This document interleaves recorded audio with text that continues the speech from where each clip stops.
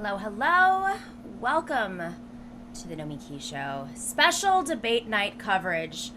We are, of course, covering the first and only, hopefully only, vice presidential debate between Senator Kamala Harris and Vice President Mike Pence.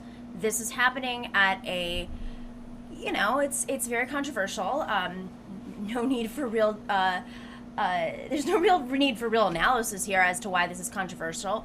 Mike Pence, even though he has tested negative for COVID, he has, found himself, he's been around several members of the administration who have now tested positive, and they have tested positive after testing negative, in some cases up to 5 times. So what does the debate commission decide that they're going to do? And by the way, the Pence team mocked. They decided they're going to put plexiglass up. The communications director for Vice President Pence, who is Stephen Miller's wife, she was mocking the fact that everybody had to wear masks and that this plexiglass was going to be up. And I think, honestly, at this point, I don't know if there's even a net positive about even having this debate. Joe Biden said that he wasn't going to have another debate with Donald Trump if he continued to test negative or positive until he tested negative. So I'm just not sure why at this stage Kamala really needs to show her chops. Millions of Americans are voting right now. In several states where they've already had early voting, voters are more used to it. They'll show up to their locations to vote early. They're used to the paper ballots, the mail-in ballots. And of course, we know that this campaign, it seems like their only strategy is to suppress the vote. That's the Trump Pence campaign. So there's a lot to look forward to tonight. I'm really excited about this coverage.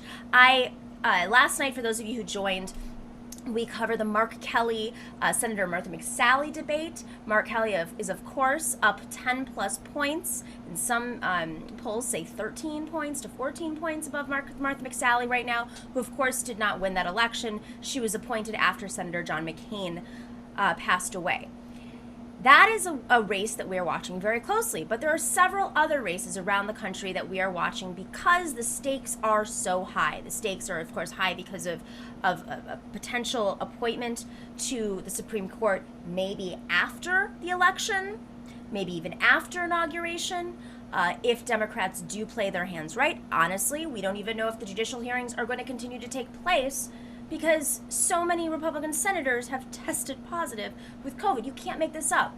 This is Shakespearean. This is like a Greek tragedy to the Republicans. So there's so much at stake here. And of course, Biden in the national polls is killing it. I mean, he's killing it by not doing anything, really. The Republicans are doing this to themselves, which is a great model for success for the Democrats. That's how they tend to win. When you look at these historic wins, when you look at 2006, it was when the Iraq War was taking place, and of course the war in Afghanistan, and George W. Bush was polling historically low, and the Democrats won back the House in 2006. You look at 2008, yes, there was a dynamic candidate in Barack Obama that was running that year, but also George W. Bush had the lowest approval ratings since approval ratings started to be taken for presidents. So, and it goes on and on and on. In 1992, the Democrat, it really does go back to through modern day history. Dukakis lost when Republicans were polling high, and it really, and some people say it's because we're not putting forth dynamic Democrats. It really doesn't matter. Yes, Bill Clinton was a dynamic Democrat who ran against an unpopular Republican, and he won. But that unpopular Republican was unpopular and was polling below a certain, his approval ratings were below, I believe, 30%. And that is the important factor. And so I think what happens is Democrats look at that and they think, well, this is our year. And so, maybe in this situation they don't have to do anything. But I think Kamala is what they feel is the dynamic side of this ticket. And part of the reason is because if Joe Biden were to assume office on January 20th, he would be not just the oldest president to ever be elected, but he would be older than Ronald Reagan on the very last day of his presidency. So when we watch the Kamala Harris-Pence debate, I think Americans across the country are thinking, is this a vice president who could assume duty at any time, who could inherit the presidency, or who is next in line for the presidency as the Democratic nominee? So these are the things I think Americans are looking forward to seeing, and I think it's one of the reasons why they didn't cancel this debate. We're going to talk a little bit more about Kamala Harris and her history and what Republicans what attacks are sticking when it comes to her record. I think some of these attacks came from the left during a primary, and that's good.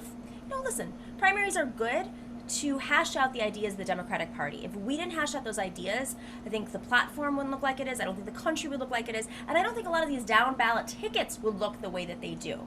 So on one hand, there's a criticism that it might hurt a potential nominee to be criticized in a primary, and Republicans can use that against them, and Donald Trump might do that. It looks like they will. But on the other hand, how much of that conversation around criminal justice, of course I'm talking about her prosecutorial record, has transformed, especially in this moment with BLM and uprisings around this country, how much of that conversation has transformed the narrative in this country, and where lawmakers, neoliberals included, stand on supporting Black Lives Matter. You can't get away with tough on crime the way you could in the 90s, the way that Biden did, the way that Clinton did, and the way that Kamala Harris really framed her narrative at the beginning of her career. Who knows if she saw her career going in this direction. But that's why you got to stick around to the end, because we are going to have a great post-debate analysis with two California politicos who don't always agree on issues. They're both Democrats. One is a seasoned consultant who's worked on dozens of races. I've known him for years. We rarely agree on issues, but he did campaign against Kamala Harris. So I think it's going to be an interesting perspective there. That's Mike Trujillo. And then we have another Michael. Oh my gosh, I'm going to call one Mike and the other Michael. Michael Capp is a DNC member. He's a progressive. He supported Bernie Sanders. He has been fighting for reforms in the Democratic Party in California and nationally. He's very supportive of progressives down ballot and obviously across the ballot, but he's also supported a lot of union-style backed agendas and initiatives, because California has a lot of initiatives on the ballot. So we'll talk a little bit about that. And of course, we're going to discuss how Pence goes about taking on a woman. His demeanor is not the most aggressive, which could be a strength for him, especially in relation to how Donald Trump didn't let Joe Biden say a word last week, and that did not work to his advantage, because the polling that came out of that showed that Biden won the debate, and not only that, it hurt Trump in the polls. So on one hand, these are debates that may not be making that much of a difference, but in the national polls they are, and that of course shows momentum and whether or not voters feel comfortable, secure with voting on a ticket, meaning within their party, even if they don't like the candidate. So the more Republicans start, this is Biden's strategy of course, the more Republicans start to go over to Biden, it basically shows to Republican voters that might be skeptical of Trump, it's okay, this time around you can do it. It's a strategy. I think that we would not be in this situation, obviously, if Bernie Sanders were the nominee. That goes without saying. All right, guys. So before we start showing the debate, make sure to click that like, click that subscribe if you're new to the channel, and share on social media. I promise you guys that the recap at the end is going to be worth it. One of the things I want to do with these debates, the national debates we'll cover, but we're going to cover these key Senate debates as well. I'm going to try to bring on folks who know those states, who know the stories of those candidates that are running, who understand the internal dynamics, because oftentimes, number one, those people are not featured in the national press, national progressive press, or anywhere on any of our channels.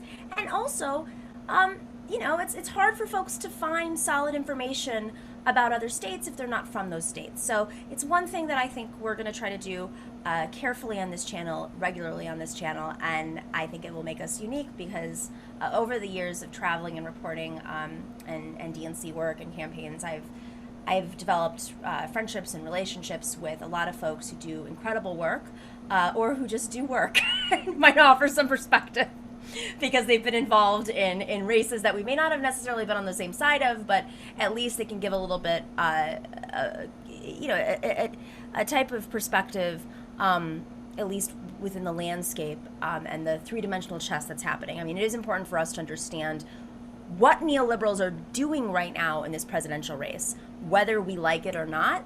I don't think those are the questions that are being asked on cable news, even when they go on cable news. So when they come on here, I will make sure to ask them the right questions. And if I'm not, please tell me. And if you have ideas, please chip in. I'm going to be monitoring this chat tonight, guys. So, I will try my best, especially when I'm on air. But if you have ideas, make sure to click in there and highlight them and tag me. And hello, Harvey K. Yes, I'm seeing the chat explode already. Be patient with me while I figure out how to share the screen. Because Dorsey, our producer, is the brilliant one who manages the behind the scenes, and I don't know how to do it. All right, while we're doing this, guys, make sure to click that like and subscribe. I hope you're picking some good drinks tonight. I have gone with a glass of red wine. I'm gonna go get a slice of pizza. If you don't see me on camera, it's because I'm eating pizza. So just sit back, enjoy the show, laugh, cry, yell. I'm here with you. All right, I think this is good. Can you guys give me a heads up that this is good?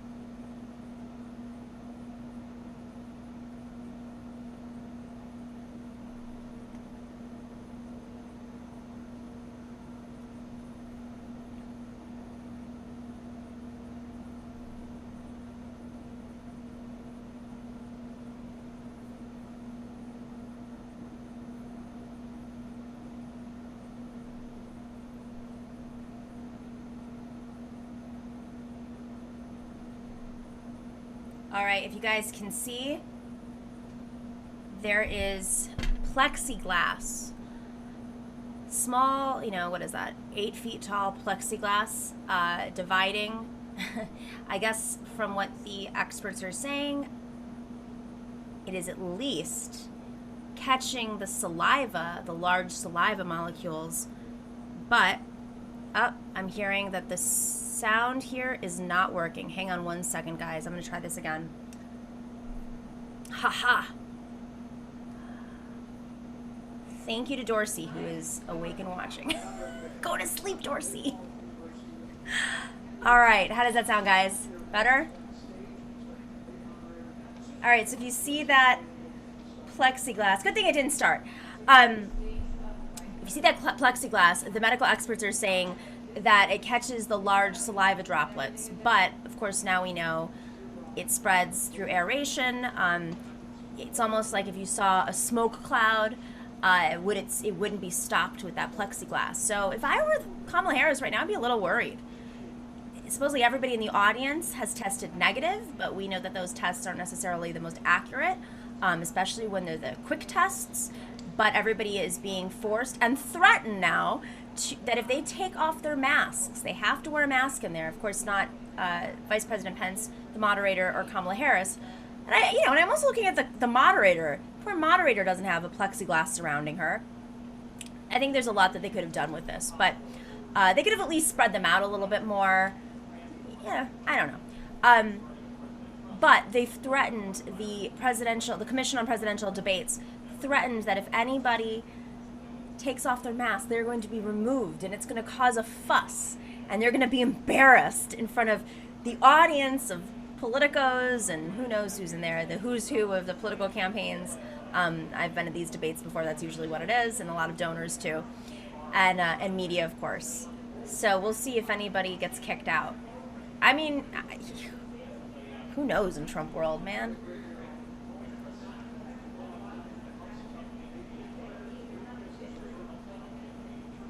I would have loved to have been a fly on the wall in those debate negotiations because, as I said at the top, the Pence campaign, this is after Trump tested positive. This is after he was hospitalized. This is after Stephen Miller tested positive. The Pence campaign was still complaining about putting up the plexiglass. Part of that is just negotiation strategy, like, you don't want to give them too much, but of course the effects are the health of those around them. And, I think they're also concerned about looking weak and reminding folks that COVID is what is sinking the Trump-Pence campaign right now and literally taking them out one by one, at least out of commission.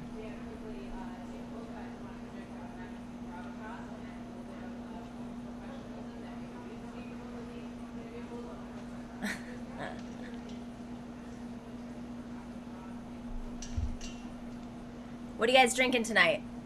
No drinking games for me. I'm just gonna sip my wine, go get a slice of pizza from my favorite pizza place. I've been looking forward to it all day. Every once in a while I like to splurge.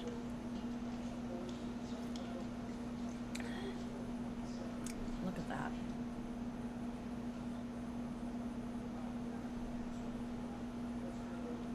Good evening. From the University of Utah in Salt Lake City, welcome to the first and only vice presidential debate of 2020, sponsored by the Nonpartisan Commission on Presidential Debates.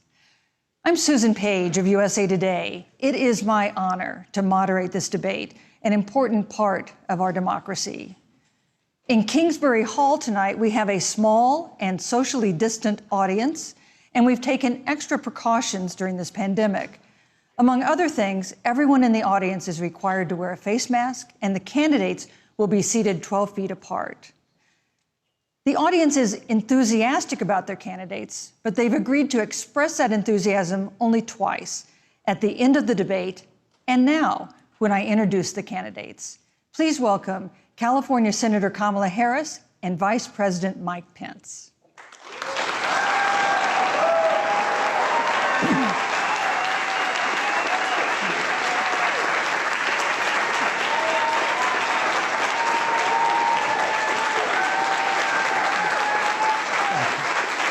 Thank you.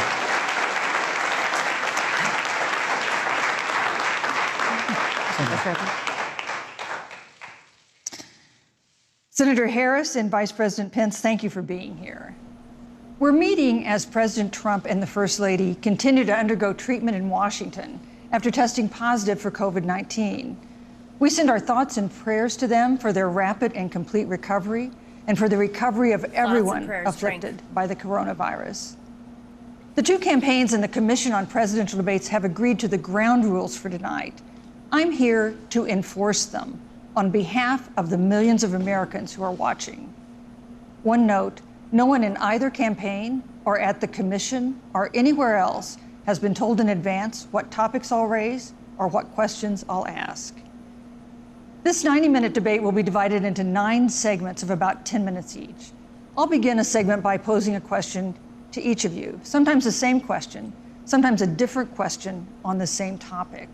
You will then have 2 minutes to answer without interruption by me or the other candidate. Then we'll take 6 minutes or so to discuss the issue. At that point, although there will always be more to say, we'll move on to the next topic. We want a debate that is lively, but Americans also deserve a discussion that is civil. These are tumultuous times, but we can and will have a respectful exchange about the big issues facing our nation. Let's begin with the ongoing pandemic that has cost our country so much. Senator Harris, the coronavirus is not under control. Over the past week, Johns Hopkins reports that 39 states have had more COVID cases over the past 7 days than in the week before. 9 states have set new records. Even if a vaccine is released soon, the next administration will face hard choices. What would a Biden administration do in January and February that a Trump administration wouldn't do? Would you impose new lockdowns for businesses and schools and hotspots? A federal mandate to wear masks? You have 2 minutes to respond without interruption. Thank you, Susan. Well, the American people have witnessed what is the greatest failure of any presidential administration in the history of our country. And here are the facts. 210,000 dead people in our country in just the last several months. Over 7 million people who have contracted this disease. 1 in 5 businesses closed. We're looking at frontline workers who have been treated like sacrificial workers. We are looking at over 30 million people who in the last several months had to file for unemployment. And here's the thing. On January 28th, the Vice President and the President were informed about the nature of this pandemic. They were informed that it's lethal in consequence, that it is airborne, that it will affect young people, and that it would be contracted because it is airborne. And they knew what was happening, and they didn't tell you. Can you imagine if you knew on January 28th, as opposed to March 13th, what they knew, what you might have done to prepare? They knew and they covered it up. The president said it was a hoax. They minimized the seriousness of it. The president said, you're on one side of his ledger if you wear a mask, you're on the other side of his ledger if you don't. And in spite of all of that, today they still don't have a plan. They still don't have a plan. Well, Joe Biden does. And our plan is about what we need to do around a national strategy for contact tracing, for testing, for administration of the vaccine, and making sure that it will be free for all. That is the plan that Joe Biden has and that I have, knowing that we have to get a hold of what has been going on, and we need to save our country. And Joe Biden is the best leader to do that, and frankly, this administration has forfeited their right to re-election based on this. Thank you, Senator Harris. Vice President Pence, more than 210,000 Americans have died of COVID-19 since February. The U.S. death toll as a percentage of our population is higher than that of almost every other wealthy nation on earth. For instance, our death rate is 2.5 times that of Canada next door. You head the administration's coronavirus task force. Why is the U.S. death toll as a percentage of our population higher than that of almost every other wealthy country? And you have 2 minutes to respond without interruption. Susan, thank you. And I want to thank the Commission and the University of Utah for hosting this event. And Senator Harris, it's a privilege to be on the stage with you. You know, our nation has gone through a very challenging time this year. But I want the American people to know that from the very first day, President Donald Trump has put the health of America first. Before there were more than 5 cases in the United States, all people who had returned from China, President Donald Trump did what no other American president had ever done. And that was he suspended all travel from China, the second largest economy in the world. Now, Senator Joe Biden opposed that decision. He said it was xenophobic and hysterical. But I can tell you, having led the White House Coronavirus Task Force, that that decision alone by President Trump bought us invaluable time to stand up the greatest national mobilization since World War II. And I believe it saved hundreds of thousands of American lives. Because with that time, we were able to reinvent testing. More than 115 million tests have been done to date. We were able to see to the delivery of billions of supplies so our doctors and nurses had the resources and support they needed. And we began, really before the month of February was out, to develop a vaccine and to develop medicines and therapeutics that have been saving lives all along the way. And under President Trump's leadership, Operation Warp Speed, we believe we'll have literally tens of millions of doses of a vaccine before the end of this year. The reality is, when you look at the Biden plan, it reads an awful lot like what President Trump and I and our task force have been doing every step of the way. I mean, quite frankly, when I look at their plan that talks about advancing testing, creating new PPE, developing a vaccine, It looks a little bit like plagiarism, which is something Joe Biden knows a little bit about. And I think the American people know that this is a president who has put the health of America first, and the American people, I believe with my heart, can be proud of the sacrifices they have made. It's saved countless American lives. Senator Harris, would you like to respond? Absolutely. Whatever the vice president is claiming the administration has done, clearly it hasn't worked. When you're looking at over 210,000 dead bodies in our country, American lives that have been lost, families that are grieving that loss. And you know, the vice president is the head of the task force and knew on January 28th how serious this was. And then thanks to Bob Woodward, we learned that they knew about it. And then when that was exposed, the vice president said, when asked, well, why didn't y'all tell anybody? He said, because the president wanted people to remain calm. Well, let's get no, but Susan, this is important. Susan, I want to add, but here. Mr. Vice President, I'm speaking. I'm speaking. Yeah, you So can have 15 more wanna- seconds, and then we'll give the vice president Thank a you. chance to So I respond. want to ask the American people, how calm were you when you were panicked about where you're going to get your next roll of toilet paper? How calm were you when your kids were sent home from school and you didn't know when they could go back? How calm Thank were you. you Thank when you, your Senator children Harris. couldn't see your parents because you were afraid they could kill them? Let's give Vice President Pence a chance to respond. Vice President Pence, you have 1 minute to respond. You know, there's not a day gone by that I haven't thought of every American family that's lost a loved one. And I want all of you to know that you'll always be in our I'm hearts sure you will.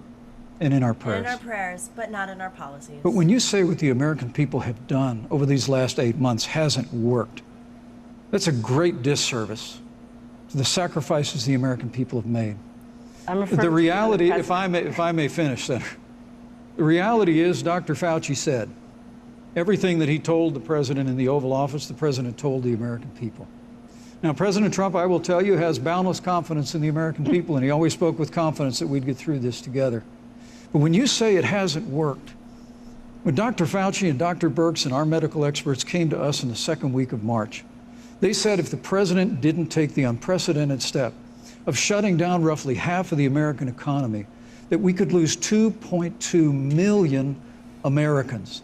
And that's the reality. Thank you. They also Thank you, said Vice to us, if we President did everything right, Susan, we could still lose more than 200,000 Americans. Vice President now, one Pence. life Let's just not lost do is anything at too all many, then, since, Susan. You know, that's easier. But the American people, I believe, deserve credit for the sacrifices that they have made, putting the health of their family and their neighbors first, our doctors, our nurses, our first Thank you, Vice responders. President Pence. And I'm going to speak up on behalf of what the American people have done. Vice President Pence, you were in the front row in a Rose Garden event 11 days ago at what seems to have been a super spreader event for senior administration and congressional officials. No social distancing, few masks, and now a cluster of coronavirus cases among those who were there. How can you expect Americans to follow the administration's safety guidelines to protect themselves from COVID when you at the White House have not been doing so?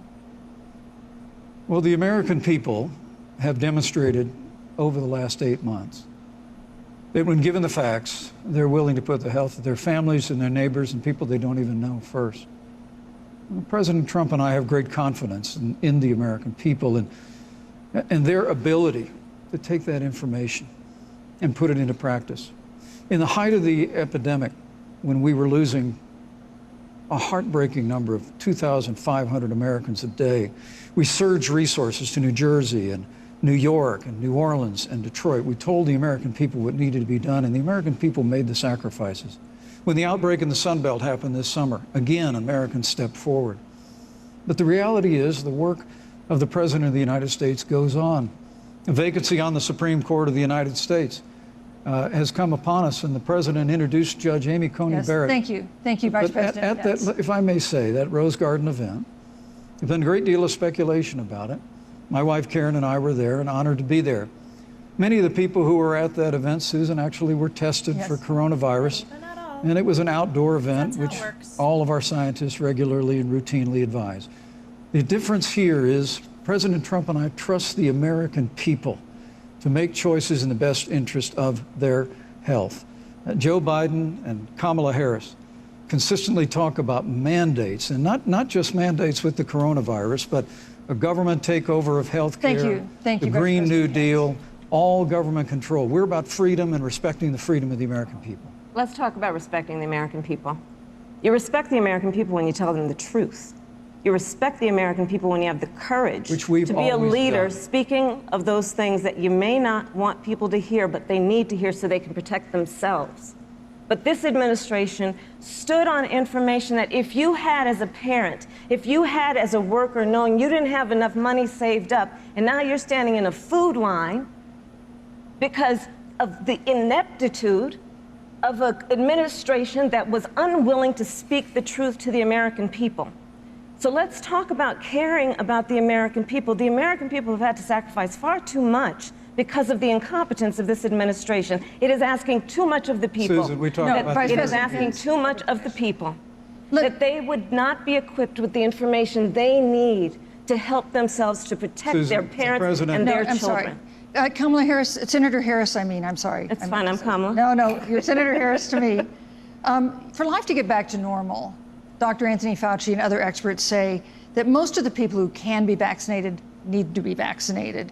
But half of Americans now say they wouldn't take a vaccine if it was released now. If the Trump administration approves a vaccine before or after the election, should Americans take it, and would you take it? If the public health professionals, if Dr. Fauci, if the doctors tell us that we should take it, I'll be the first in line to take it, absolutely. But if Donald Trump tells us that we should take it, I'm not taking it. Vice President Pence, there have been a lot of repercussions from this pandemic. In recent days, the president's diagnosis of COVID-19 has underscored the importance of the job that you hold and that you are seeking. That's our second topic tonight. It's the role of the vice president. One of you will make history on January 20th. You will be the vice president to the oldest president the United States has ever had. Donald Trump will be 74 years old on Inauguration Day. Joe Biden will be 78 years old. That already has raised concerns among some voters, concerns that have been sharpened by President Trump's hospitalization in recent days. Vice President Pence, have you had a conversation or reached an agreement with President Trump about safeguards or procedures when it comes to the issue of presidential disability? And if not, do you think you should? You have 2 minutes without interruption. Well, Susan, thank you, although I would like to go back. I think we need to move on well, to the thank issue you, of but I would like to go vice back presidency. because It's a little the reality sexist. is that we're Thank you, going to lady, have but a I'm gonna do what I wanna vaccine, do. Senator, in record time, in unheard of time, in less than a year. We have 5 companies in phase 3 clinical trials, and we're right now producing tens of millions of doses. So the fact that you continue to undermine public confidence in a vaccine, if the vaccine emerges during the Trump administration, I think is unconscionable. And Senator, I just ask you, stop playing politics with people's lives. The reality is that we will have a vaccine, we believe, before the end of this year. And it will have the capacity to save countless American lives. And your continuous undermining of confidence in a vaccine is it's just unacceptable. And let me also say, you know, the reality is when you talk about failure in this administration, we actually do know what failure looks like in a pandemic. It was 2009. The swine flu arrived in the United States. Thankfully, it ended up not being as lethal as the coronavirus. But before the end of the year, when Joe Biden was vice president of the United States, not 7.5 million people contracted the swine flu. 60 million Americans contracted the swine flu. If the swine flu had been as lethal as the coronavirus in 2009, when Joe Biden was vice president, we would have lost 2 million American lives. His own chief of staff, Ron Klain, would say last year that it was pure luck that they did, quote, everything possible wrong. And we learned from that. They left the strategic national stockpile empty. They left an empty and hollow plan, but we still learned from it. And I think the American people, I'm going to say again, can be proud of what we have done. And Senator, please stop undermining confidence in a vaccine. Senator Harris, let me ask you the same question that I asked Vice President Pence, which is, have you had a conversation or reached an agreement with Vice President Biden about safeguards or procedures when it comes to the issue of presidential disability? And if not, And if you win the election next month, do you think you should? You have 2 minutes uninterrupted. So let me tell you, first of all, the day I got the call from Joe Biden, it was actually a Zoom call, asking me to serve with him on this ticket was probably one of the most memorable days of my life. I thought about my mother, who came to the United States at the age of 19, gave birth to me at the age of 25 at Kaiser Hospital in Oakland, California. And the thought that I'd be sitting here right now, I know would make her proud, and she must be looking down on this. You know, Joe and I were raised in a very similar way. We were raised with values that are about hard work, about the value and the dignity of public service, and about the importance of fighting for the dignity of all people. And I think Joe asked me to serve with him because, you know, I have a career that included being elected the first woman district attorney of San Francisco, where I created models of innovation for law enforcement in terms of reform of the criminal justice system. I was elected the first woman of color and black woman to be elected Attorney General of the state of California, where I ran the second largest Department of Justice in the United States, second only to the United States Department of Justice. And there I took on everything from transnational criminal organizations to the big banks that were taking advantage of homeowners, to for-profit colleges that were taking advantage of veterans. And then, of course, now I serve in the United States Senate as only the second black woman ever elected to the United States Senate. I serve on the Senate Intelligence Committee, where I've been in regular receipt of classified information about threats to our nation and hotspots around the world. I've traveled the world. I've met with our soldiers in war zones. And I think Joe has asked me to serve with him because he knows that we share a purpose which is about lifting up the American people. And after the 4 years that we have seen of Donald Trump unifying our country around our common values and principles. Thank you, Senator Harris. You know, neither President Trump nor Vice President Biden has released a sort of detailed health information that had become the modern norm until the 2016 election. And in recent days, President Trump's doctors have given misleading answers or refused to answer basic questions about his health. And my question to each of you in turn is this information voters deserve to know? Vice President Pence, would you like to go first? Well, Susan, thank you. And let me say, on behalf of the President and the First Lady, how moved we've all been by the outpouring of prayers and concern for the President. And I do believe it's emblematic of the prayers and the concern that have ushered forth for every American impacted by the coronavirus. But the care the President received at Walter Reed Hospital, the White House doctors, was exceptional.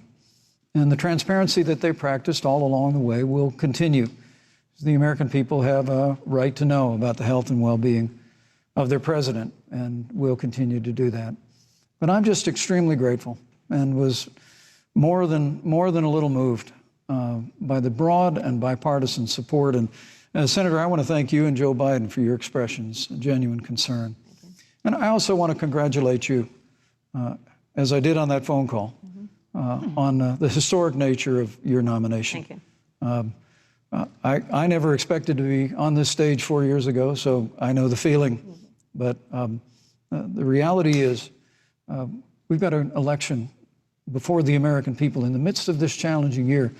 And the stakes have never been higher, but I think the choice has never been clearer. I want to give Senator Harris a chance to respond to the same question I asked, which is, do voters have a right to know more detailed health information about presidential candidates and especially about presidents, especially when they're facing some kind of challenge? Absolutely, and that's why Joe Biden has been so incredibly transparent, and certainly by contrast, the president has not, both in terms of health records, but also let's look at taxes. We now know, because of great investigative journalism, that Donald Trump paid $750 in taxes. When I first heard about it, I literally said, "You mean $750,000? And it was like, no, $750. We now know Donald Trump owes and is in debt for $400 million. And just so everyone is clear, when we say in debt, it means you owe money to somebody. And it'd be really good to know who the President of the United States, the Commander-in-Chief, owes money to, because the American people have a right to know what is influencing the president's decisions. And is he making those decisions on the best interest of the American people, of you, or self-interest? So, Susan, I'm glad you asked about transparency, because it has to be across the board. Joe has been incredibly transparent over many, many years. The one thing we all know about Joe, he puts it all out there. He is honest, he is forthright. But Donald Trump, on the other hand, has been about covering up everything. Thank you, Senator Harris. I want to give you a chance to respond, Vice President. Well, look, I respect the fact that Joe Biden spent 47 years in public life. I respect your public service as well. Thank you. But the American people have a president who's a businessman, he's a job creator, who's paid tens of millions of dollars in taxes, payroll taxes, property taxes. He's created tens of thousands of American jobs. And the president said those public reports are not accurate. And the president's also released literally stacks of financial disclosures the American people can review just as the law allows. But the distinction here is that Joe Biden, 47 years in public service, compared to President Donald Trump, who brought all of that experience 4 years ago. Thank you, Vice and President. turned this economy around by cutting taxes, rolling back regulation, Thank you, Vice President. energy, fighting for free and fair trade, and all of that's on the Vice line President if Pence. Joe Biden and Kamala Harris. You know, that's a are in good the White segue into our third great topic, segue. which is about the economy. This has been another aspect of life for Americans that's been so affected by this coronavirus. We have a jobs crisis brewing.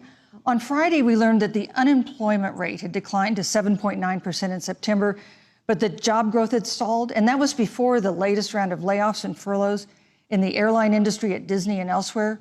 Hundreds of thousands of discouraged workers have stopped looking for work. Nearly 11 million jobs that existed at the beginning of the year haven't been replaced.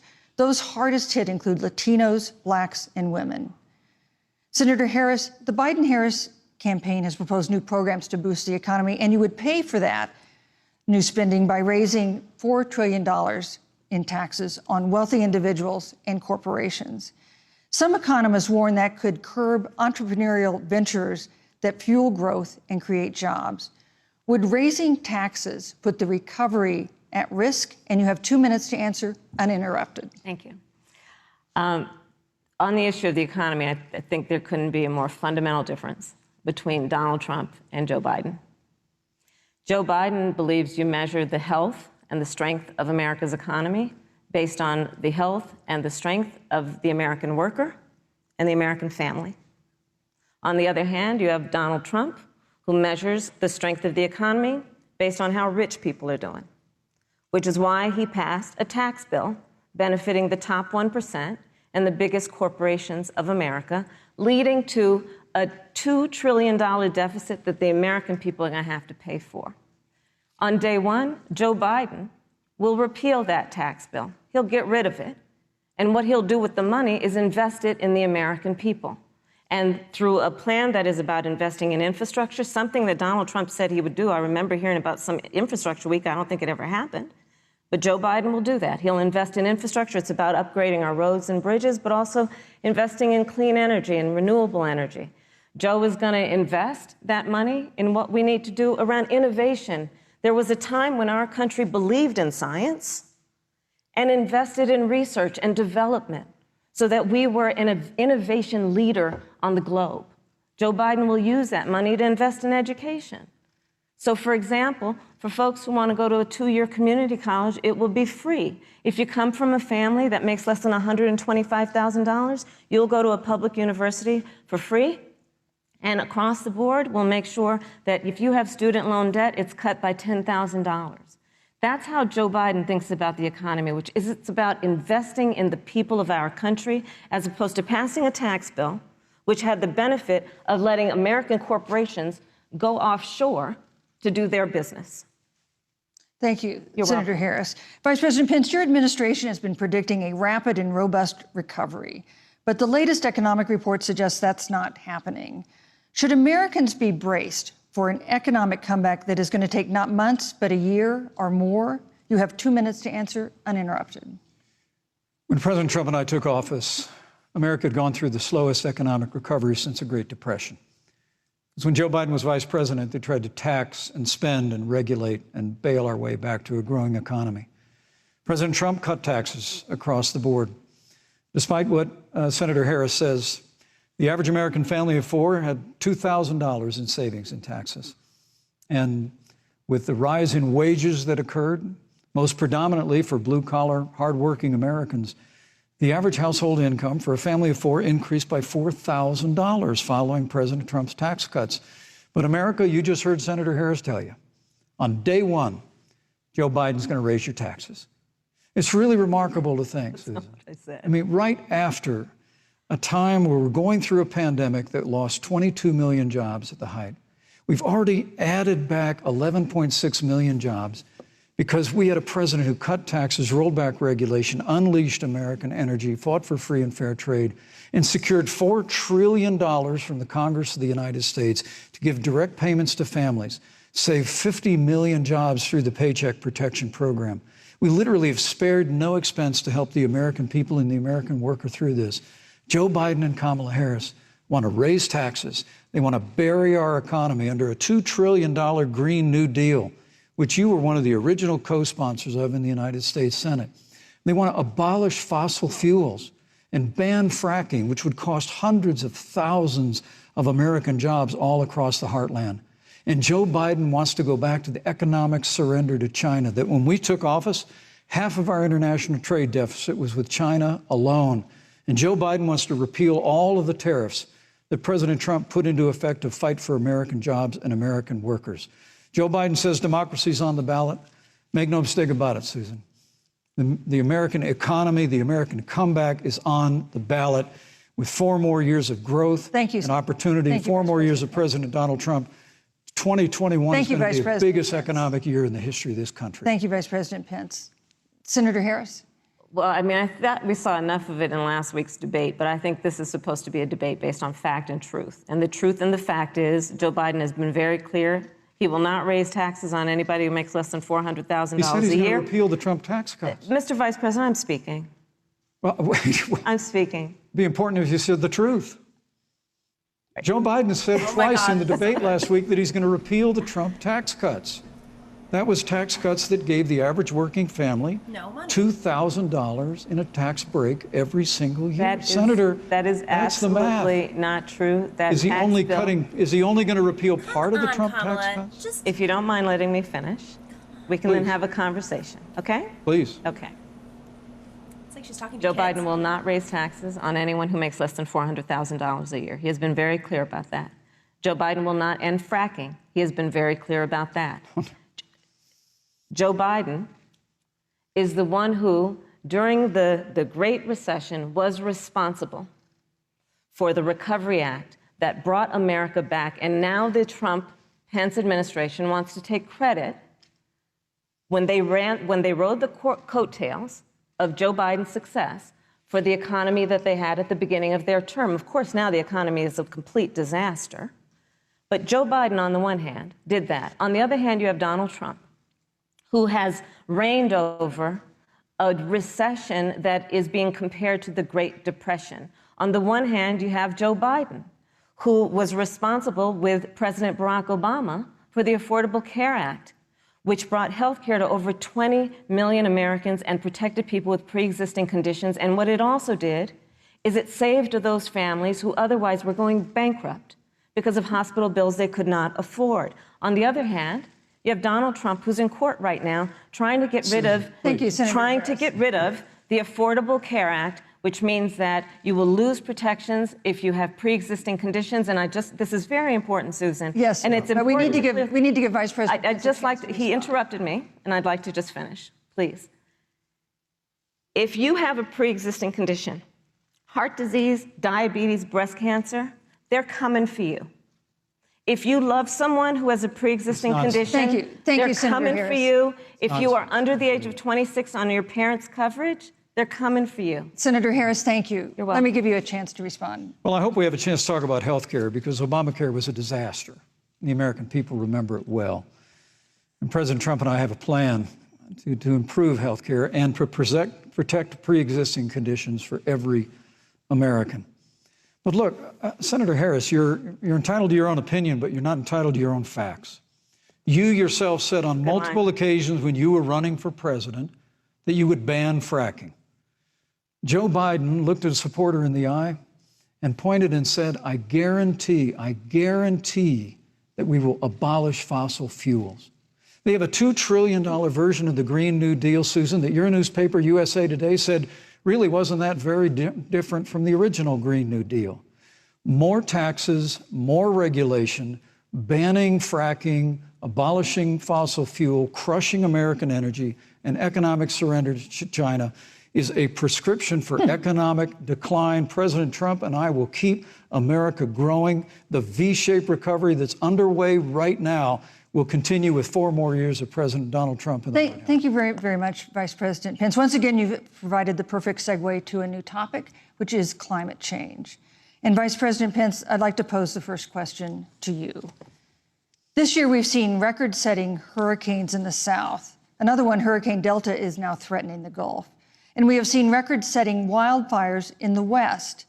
Do you believe, as the scientific community has concluded, that man-made climate change has made wildfires bigger, hotter, and more deadly, and have made hurricanes wetter, slower, and more damaging? You have 2 minutes uninterrupted. Thank you, Susan. Well, first, I'm very proud of our record on the environment and on conservation.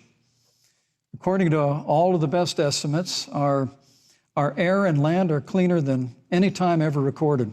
Our water is among the cleanest in the world. And just a little while ago, the president signed the Outdoors Act. It's the largest investment in our public lands and public parks in 100 years. And then we're going to drill it President all. Trump has made a commitment to conservation and to the environment. Now, with regard to climate change, the climate is changing. But the issue is, what's the cause and what do we do about it? President Trump has made it clear that we're going to continue to listen to the science. Now, Joe Biden and Kamala Harris would put us back in the Paris Climate Accord. They'd impose the Green New Deal, which would crush American energy, would increase the energy costs of American families in their homes, and literally would crush American jobs. And President Trump and I believe that the progress that we have made in a cleaner environment has been happening precisely because we have a strong free market economy. You know, what's remarkable is the United States has reduced CO2 more than the countries that are still in the Paris Climate Accord, but we've done it through innovation, and we've done it through natural gas and fracking, which, Senator, the American people can go look at the record. I know Joe Biden says otherwise now, as you do, but the both of you repeatedly committed to abolishing fossil fuel and banning fracking. And so by creating the kind of American innovation, we're actually steering toward a stronger and better environment. With regard to wildfires, President Trump and I believe that forest management has to be front and center, and even Governor Gavin Newsom from your state has agreed we've got to work on forest management. And with regard to hurricanes, the National Oceanic Administration tells us that actually as difficult as they are, Thank you, Vice President. There are no more hurricanes today than there were 100 years ago. Thank you. But many of the climate alarmists Pence, use hurricanes and wildfires to try and sell their bill of goods of a Green New Deal. And President Trump and I are going to always put American jobs and American workers first. Senator Harris, as the Vice President mentioned, you co-sponsored the Green New Deal in Congress. But Vice President Biden said in last week's debate that he does not support the Green New Deal. But if you look at the Biden-Harris campaign website, it describes the Green New Deal as a crucial framework. What exactly would be the stance of a Biden-Harris administration toward the Green New Deal? You have 2 minutes uninterrupted. Sure. So first of all, I will repeat, and the American people know, that Joe Biden will not ban fracking. That is a fact. That is a fact. Nobody is voting on this. That Joe Biden has been very clear that he thinks about growing jobs, which is why he will not increase taxes for anyone who makes less than $400,000 a year. Joe Biden's economic plan, Moody's, which is a reputable Wall Street firm, has said will create 7 million more jobs than Donald Trump's. And part of those jobs that will be created by Joe Biden are going to be about clean energy and renewable energy. Because you see, Joe understands that the west coast of our country is burning, including my home state of California. Joe sees what is happening on the Gulf states, which are being battered by storms. Joe has seen and talked with the farmers in Iowa, whose entire crops have been destroyed because of floods. And so Joe believes, again, in science. I'll tell you something, Susan. I served, when I first got to the Senate, on the committee that's responsible for the environment. Do you know this administration took the word science off the website and then took the phrase climate change off the website? We have seen a pattern with this administration, which is they don't believe in science. And Joe's plan is about saying we're going to deal with it, but we're also going to create jobs. Donald Trump, when asked about the wildfires in California, and the question was, you know, the science is telling us this, you know what Donald Trump said? Science doesn't know.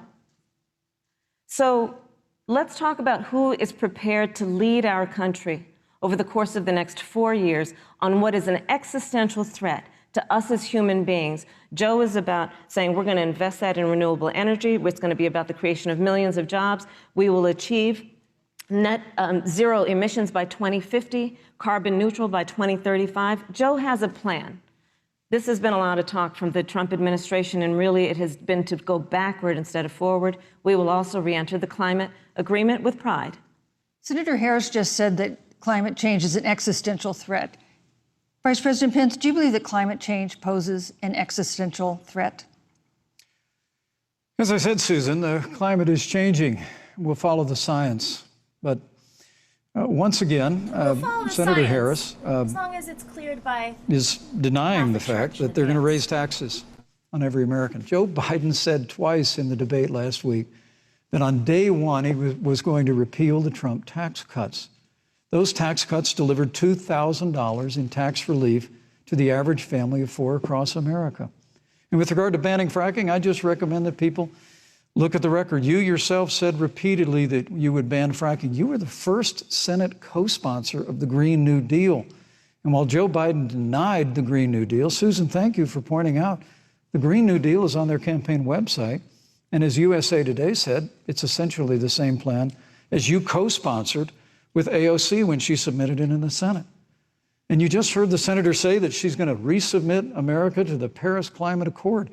Look, the American people have always cherished our environment. We'll continue to cherish it. We've made great progress reducing CO2 emissions through American innovation and the development of natural gas through fracking.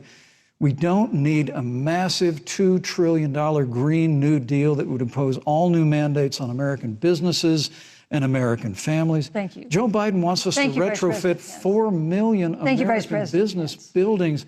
It makes no sense. It will cost jobs. President Trump is going to put America first. He's going to put jobs first, and we're going to take care of our environment and follow the science. Thank you, you know, on the issue of jobs, Senator Harris, let's talk about that. The vice president earlier referred to, as part of what he thinks is an accomplishment, the president's trade war with China. You lost that trade war. You lost it. What ended up happening is because of a so-called trade war with China, America lost 300,000 manufacturing jobs. Farmers have experienced bankruptcy because of it. We are in a manufacturing recession because of it. And when we look at where this administration has been, there are estimates that by the end of the term of this administration, they will have lost more jobs than almost any other presidential administration. And the American people know what I'm talking about. You know, I think about 20-year-olds. You know, we have a 20-year-old, a 20-something-year-old, who are coming out of high school and college right now, and you're wondering, is there going to be a job there for me? We're looking at people who are trying to figure out how they're going to pay rent by the end of the month. Almost half of American renters are worried about whether they're going to be able to pay rent by the end of the month. This is where the economy is in America right now, and it is because of the catastrophe and the failure of leadership of this administration. Thank you, Senator Harris. Vice President Pence, let me give you just 15 seconds to respond, because then I want to move on to I'd love to respond. Look, lost the trade war with China. Joe Biden never fought it. Joe Biden has been a cheerleader for communist China over the last several decades. And again, Senator Harris, you're entitled to your opinion. You're not entitled to your own facts. When Joe Biden was vice president, we lost 200,000 manufacturing jobs. And President Obama said they were never coming back. He said we needed a magic wand to bring them back. In our first 3 years after we cut taxes, rolled back regulation, unleashed American energy, this administration saw 500,000 manufacturing jobs created. And that's exactly the kind of growth we're going to continue to see as we bring our nation through this pandemic. But a Green New Deal, your massive new mandates, your Paris Climate Accord, it's going to kill jobs this time, just like it killed jobs. I just need to respond very briefly. 15 seconds, and then we'll move on. Thank you. Joe Biden is responsible for saving America's auto industry, and you voted against it. So let's set the record straight. Thank you. Yeah. I'd like to talk about China. We have, as our next topic, we have no more complicated or consequential foreign relationship than the one with China. It is a huge market for American agricultural goods. It's a potential partner in dealing with climate change in North Korea. And in a video tonight, President Trump again blamed it for the coronavirus, saying China will pay. Vice President Pence, how would you describe our fundamental relationship with China? Competitors, adversaries, enemies? You have 2 minutes. Thank you, Susan. Well, before I leave that, let me speak to voting records if I can. You know, everybody knows that NAFTA cost literally thousands of American factories to close. We saw automotive jobs go south of the border. President Trump fought to renegotiate NAFTA. And the United States-Mexico-Canada agreement is now the law of the land. American people deserve to know Senator Kamala Harris was one of only 10 members of the Senate to vote against the USMCA. It was a huge win for American auto workers. It was a huge win for American farmers, especially dairy in the upper Midwest. But Senator, you said it didn't go far enough on climate change, that you put your radical environmental agenda ahead of American auto workers and ahead of American now she's gonna get baited jobs. Like, I think the American people deserve to know that. It's probably why Newsweek magazine said that Kamala Harris was the most liberal member of the United States Senate in 2019. More liberal than Bernie Sanders, more liberal than any of the others in the United States Senate. So now with regard to China, look, Susan, first and foremost, China is to blame for the coronavirus. And President Trump is not happy about it. He's made that very clear, made it clear again today. China and the World Health Organization did not play straight with the American people. They did not let our personnel into China to get information on the coronavirus until the middle of February. Fortunately, President Trump, in dealing with China from the outset of this administration, standing up to China that had been taking advantage of America for decades in the wake of Joe Biden's cheerleading for China, President Trump made that decision before the end of January to suspend all travel from China. And again, the American people deserve to know Joe Biden opposed President Trump's decision to suspend all travel from China. He said it was hysterical. He said it was xenophobic. Vice President Pence. But President Trump has stood up to China. We're going to continue to stand strong. Thank you, Vice President Pence. We want to improve the relationship, but we're going to level the playing field, and we're going to hold China accountable for what they did to America with the coronavirus. Thank you. Senator Harris, let me ask you the same question that I asked the Vice President. How would you describe our fundamental relationship with China? Are we competitors, adversaries, enemies? You'll have 2 minutes uninterrupted. Susan, the Trump administration's perspective and approach to China has resulted in the loss of American lives, American jobs, and America's standing.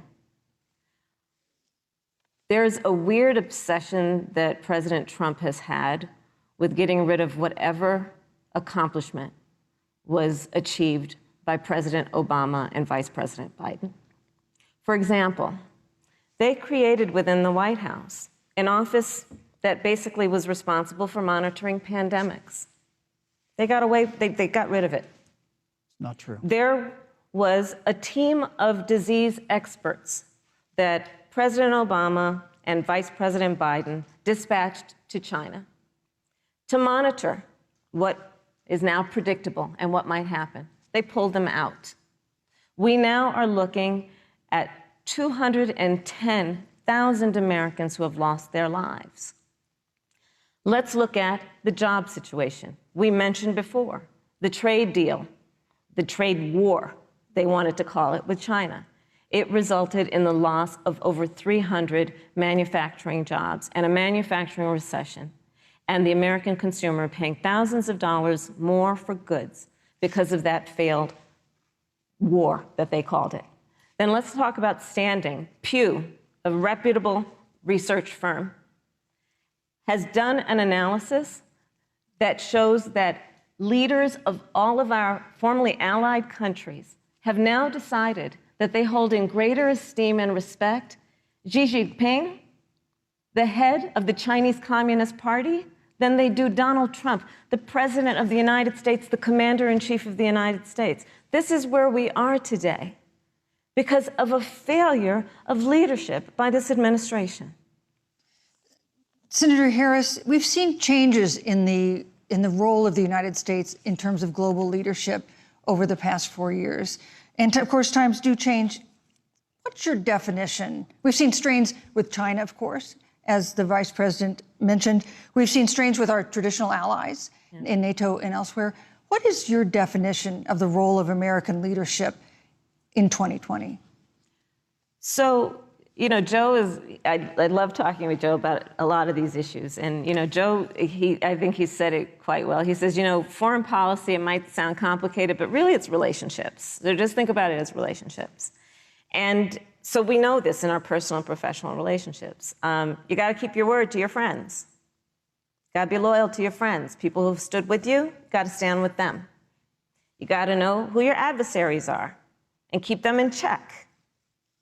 But what we have seen with Donald Trump is that he has betrayed our friends and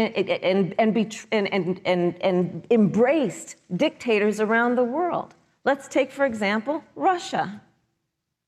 So, Russia, I serve on the Intelligence Committee of the United States Senate. America's intelligence community told us Russia interfered in the election of the President of the United States in 2016 and is playing in 2020. Christopher Wray, the director of the FBI, said the same. But Donald Trump, the Commander-in-Chief of the United States of America, prefers to take the word of Vladimir Putin over the word of the American intelligence community. You look at our friends at NATO. He has walked away from agreements. You can look at the Iran nuclear deal, which now has put us in a position where we are less safe because they are building up what might end up being a significant nuclear arsenal. We were in that deal, guys. We were in the Iran nuclear deal with friends, with allies around the country. And because of Donald Trump's unilateral approach to foreign policy, coupled with his isolationism, he pulled us out and has made America less safe. So, Susan, it's about relationships. And the thing that has always been part of the strength of our nation, in addition to our great military, has been that we keep our word. But Donald Trump doesn't understand that because he doesn't understand what it means to be honest. Thank you, Senator Harris. Vice President Pence, let me give you a chance to respond. Well, thank you. Well, President Trump kept his word when we moved the American embassy to Jerusalem, the capital of the state of Israel. When Joe Biden was vice president, they promised to do that, and they never did. We've stood strong with our allies, but we've been demanding. NATO is now contributing more to our common defense than ever before, thanks to President Trump's leadership. We've strengthened our alliances across the Asia-Pacific, and we've stood strong against those who would do us harm. You know, when President Trump came into office, ISIS had captured an area of the Middle East the size of Pennsylvania. But President Trump unleashed the American military, and our armed forces destroyed the ISIS caliphate and took down their leader, al-Baghdadi, without one American casualty. Al-Baghdadi was responsible for the death of thousands. But notably, America's hearts today are with the family of Kayla Mueller, her parents of which are here with us tonight in Salt Lake City. Today, 2 of the ISIS killers responsible for Kayla Mueller's murder were brought to justice in the United States Jihadi John was killed on the battlefield along with the other Beatle. The reality is that when Joe Biden was vice president, we had an opportunity to save Kayla Miller. It breaks my heart to reflect on it, but the military came into the Oval Office, presented a plan. They said they knew where Kayla was. Baghdadi had held her for 18 months, abused her mercilessly before they killed her. But when Joe Biden was vice president, they hesitated for a month. And when armed forces finally went in, it was clear she'd been moved 2 days earlier. And her family says with a heart that broke the heart of every American that if President Donald Trump had been president, they believe Kayla would be alive today. Thank you, Vice Look, President. we destroyed the ISIS caliphate. And you talk about re-entering the Iran nuclear deal. I mean, the last administration transferred $1.8 billion to the leading state sponsor Thank you, Vice of President terrorism. Pence. President Donald Trump got us out of the deal. Thank you, Vice President Pence. And when Qasem Soleimani was traveling to Baghdad Thank you, to do Vice President harm Pence. to Americans, President Donald Trump took Thank you, him Vice out. President Pence. And America is safer, our allies are safer, and the Kamala to be American like, people know President Donald Trump will Biden. never have Thank you, Vice President take Pence. action. I would like to give Talking. Senator Harris a chance to respond, but not at such great length, because, of course, there are other topics we want to talk about. But I would like equal time. Yes. Thank you. Please go ahead. First of all, to the Mueller family, I know about your daughter's case, and I'm so sorry. I'm so sorry. What happened to her is awful, and it should have never happened. And I know Joe feels the same way. And I know that President Obama feels the same way. But you mentioned Soleimani. Let's start there. So after the strike on Soleimani, there was a counter strike on our troops in Iraq. And they suffered serious brain injuries. And do you know what Donald Trump dismissed them as? Headaches. And this is about a pattern of Donald Trump's, where he has referred to our men who are serving in our military as suckers and losers. Donald Trump, who went to Arlington Cemetery and stood above the graves of our fallen heroes and said, what's in it for them? Because, of course, you know, he only thinks about what's in it for him. Let's take what he said about John McCain, a great American hero. And Donald Trump says he doesn't deserve to be called a hero because he was a prisoner of war. And this is very important when you want to talk about who is the current commander-in-chief and what they care about and what they don't care about. Public reporting that Russia had bounties on the heads of American soldiers. And you know what a bounty is? It's somebody puts a price on your head and they will pay it if you are killed. And Donald Trump had talked at least 6 times to Vladimir Putin and never brought up the subject. Joe Biden would never do that. Thank you. Joe Biden would, but Joe Biden would hold Russia to account for any threat to our nation's security or to our troops who are sacrificing their lives for the sake of our democracy and our safety. Thank you, Senator Harris. This is such an important issue, but we have other important issues as well. And Susan, I want to make sure we have a chance I really have to talk respond to about that. Look, she has 15 seconds because Well, I gotta we're have trying more to than keep. that. Look. Well, I'm sorry, but Vice President Pence, you've had more time than she's had so far. The slanders against President Donald Trump regarding men and women of our armed forces are absurd. I'm sorry, Vice My President son Pence. is a captain in the United Yes. States Marine Corps. My son-in-law is deployed in the United States Navy. I can assure all of you, with sons and daughters serving in our military, President Donald Trump not only respects but reveres all of those who serve in our armed forces, and any suggestion otherwise is ridiculous.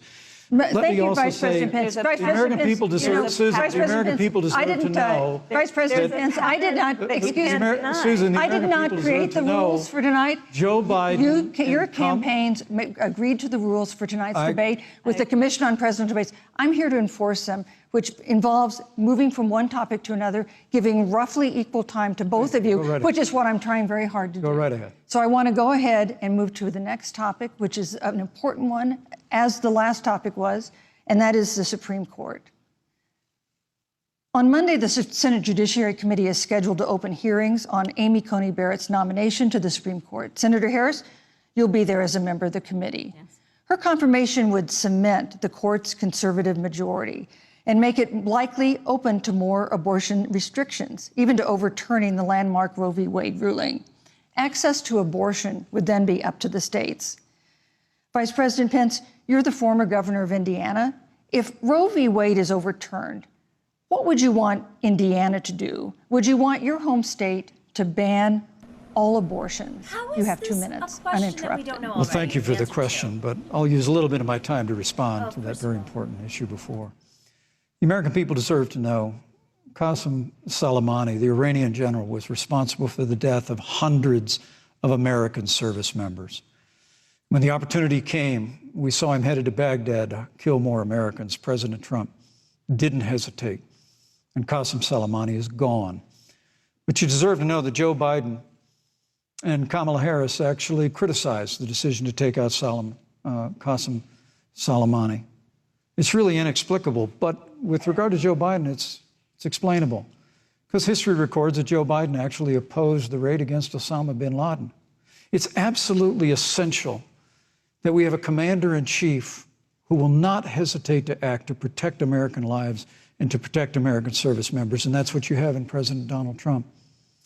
Now, with regard to the Supreme Court of the United States, let me say President Trump and I could not be more enthusiastic about the opportunity to see Judge Amy Coney Barrett become Justice Amy Coney Barrett. Now, she's a brilliant woman, and she will bring a lifetime of experience and a sizable American family to the Supreme Court of the United States. And our hope is, in the hearing next week, unlike Justice Kavanaugh received with treatment from you and others, we hope she gets a fair hearing. And we particularly hope that we don't see the kind of attacks on her Christian faith that we saw before. I mean, the Democrat chairman of the Judiciary Committee before, when Judge Barrett was being confirmed for the Court of Appeals, expressed concern that the dogma of her faith lived loudly in her. Dick Durbin of Illinois said that it was a concern. Senator, I know one of our judicial nominees you actually attacked because they were a member of the Catholic Knights of Columbus, just because the Knights of Columbus holds pro-life views and pro-marriage views. Thank you, Vice President Pence. So Your time my hope is up. that when the hearing takes place, Thank you, Vice President Pence. that Judge Amy Coney Barrett will be respected, Thank you, treated Vice President respectfully, Pence. voted and confirmed Thank to the you. Supreme Court of the United States. Senator Harris, you're the senator from and former Attorney General of California. So let me ask you a parallel question to the one I posed to the Vice President. If Roe v. Wade is overturned, what would you want California to do? Would you want your home state to enact no restrictions on access to abortion? And you have 2 minutes uninterrupted. Thank you, Susan. First of all, Joe Biden and I are both people of faith, and it's insulting to suggest that we would knock anyone for their faith. And in fact, Joe, if elected, will be only the second practicing Catholic as president of the United States. On the issue of this nomination, Joe and I are very clear, as are the majority of the American people. We are 27 days before the decision about who will be the next president of the United States. And, you know, before, when this conversation has come up, you know, it's been about election year or election time. We're literally in an election. Over 4 million people have voted. People are in the process of voting right now. And so Joe has been very clear, as the American people are. Let the American people fill that seat in the White House, and then we'll fill that seat on the United States Supreme Court. And to your point, Susan, the issues before us couldn't be more serious. There's the issue of choice, and I will always fight for a woman's right to make a decision about her own body. It should be her decision and not that of Donald Trump and the Vice President, Michael Pence. But let's also look at what else is before the court. It's the Affordable Care Act. Like, literally in the midst of a public health pandemic, when over 210,000 people have died and 7 million people probably have what will be in the future considered a pre-existing condition because you contracted the virus. Donald Trump is in court right now trying to get rid of the Affordable Care Act. And I said it before, and it bears repeating. This means that there will be no more protections if they win for people with pre-existing conditions. No. This means that over 20 million people will lose your coverage. It means that if you're under the age of 26, you can't stay on your parents' coverage anymore. And here's the thing. The contrast couldn't be more clear. They're trying to get rid of the Affordable Care Act. Joe Biden is saying, let's expand coverage. Let's give you a choice of a public option or private coverage.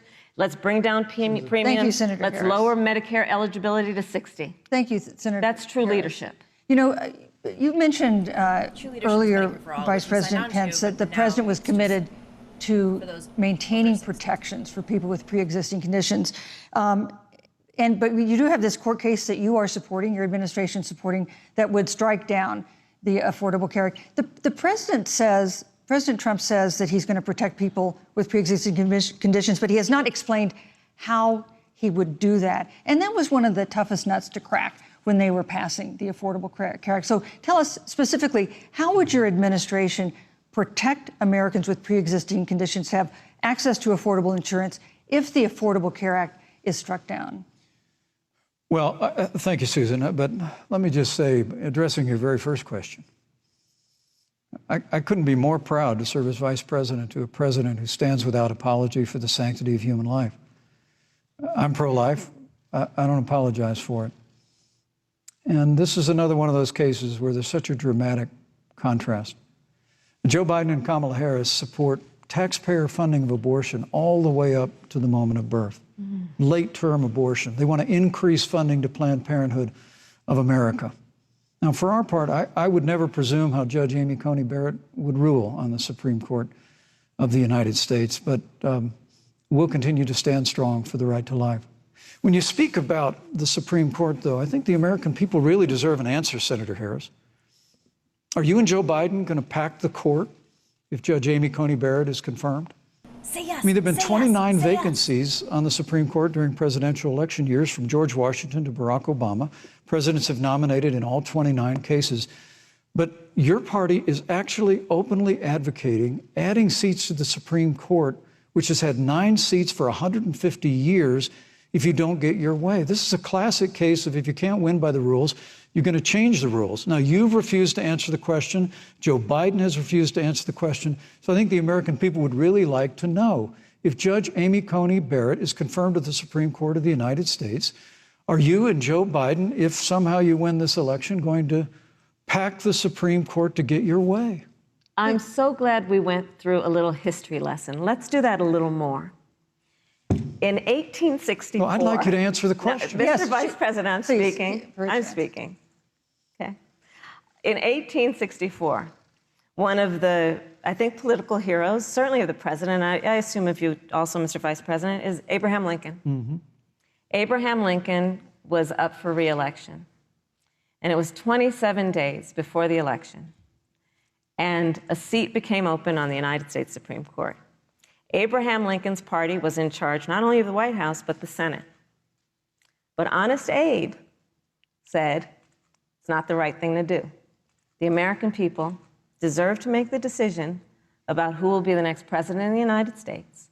And then that person can select who will serve for a lifetime on the highest court of our land. And so Joe and I are very clear. The American people are voting right now. And it should be their decision about who will serve on this most important body for a lifetime. Thank you, Senator Harris. People, Susan, are voting right now. They'd like to know if you and Joe Biden are going to pack the Supreme Court if you don't get your way in this nomination. Let's talk about packing. You once again gave a non-answer. Joe Biden gave a non-answer. Trying to answer you now. The American people deserve a straight answer. And if you haven't figured it out yet, the straight answer is they are going to pack the Supreme Court if they somehow win this election. Men and women, I got to tell you, people across this country, if you cherish our Supreme Court, if you cherish the separation of powers, you need to reject the Biden-Harris ticket. Come November the 3rd, re-elect President Donald Trump, and we'll stand by that separation of powers in the 9-seat Supreme Court. Yeah, let's talk about packing the court then. Let's talk about the fact. Yeah, I'm about to. So the Trump-Pence administration has been, because I sit on the Senate Judiciary Committee, Susan, as you mentioned, and I've witnessed the appointments for lifetime appointments to the federal courts, district courts, courts of appeal. People who are purely ideological, people who have been reviewed by legal professional organizations and found to have been not competent, are substandard. And do you know that of the 50 people who President Trump appointed to the Court of Appeals for lifetime appointments, not one is black? This is what they've been doing. You want to talk about packing a court? Let's have that discussion. All right, thank you. Thank you, Senator. Let's go on and talk about the issue of racial justice. I just want the record to reflect she never answered the question. So I think the American people, maybe in the next debate, Joe Biden will answer the question, but I think the American people know the answer. Thank you, Vice President. In March, Breonna Taylor, a 26-year-old emergency room technician in Louisville, was shot and killed after police officers executing a search warrant in a narcotics investigation broke into her apartment. The police said they identified themselves. Taylor's boyfriend said he didn't hear them do that. He used a gun registered to him to fire a shot, which wounded an officer. The officers then fired more than 20 rounds into the apartment. They say they were acting in self-defense. None of them have been indicted in connection with her death. Senator Harris, in the case of Breonna Taylor, was justice done? You have 2 minutes. I don't believe so. And I've talked with Breonna's mother, Tamika Palmer, and her family. And her family deserves justice. She was a beautiful young woman. She had as her life goal to become a nurse, and she wanted to become an EMT to first learn what's going on out on the street so she could then become a nurse and save lives. And her life was taken unjustifiably and tragically and violently. And it brings me to, you know, the 8 minutes and 46 seconds that America witnessed, during which an American man was tortured and killed under the knee of an armed, uniformed police officer. And people around our country of every race, of every age, of every gender, perfect strangers to each other, marched shoulder to shoulder, arm in arm, fighting for us to finally achieve that ideal of equal justice under law. And I was a part of those peaceful protests.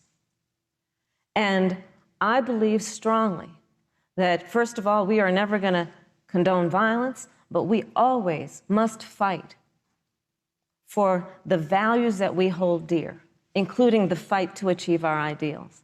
And that's why Joe Biden and I have said on this subject, look, and I'm a former career prosecutor. I know what I'm talking about. Bad cops are bad for good cops.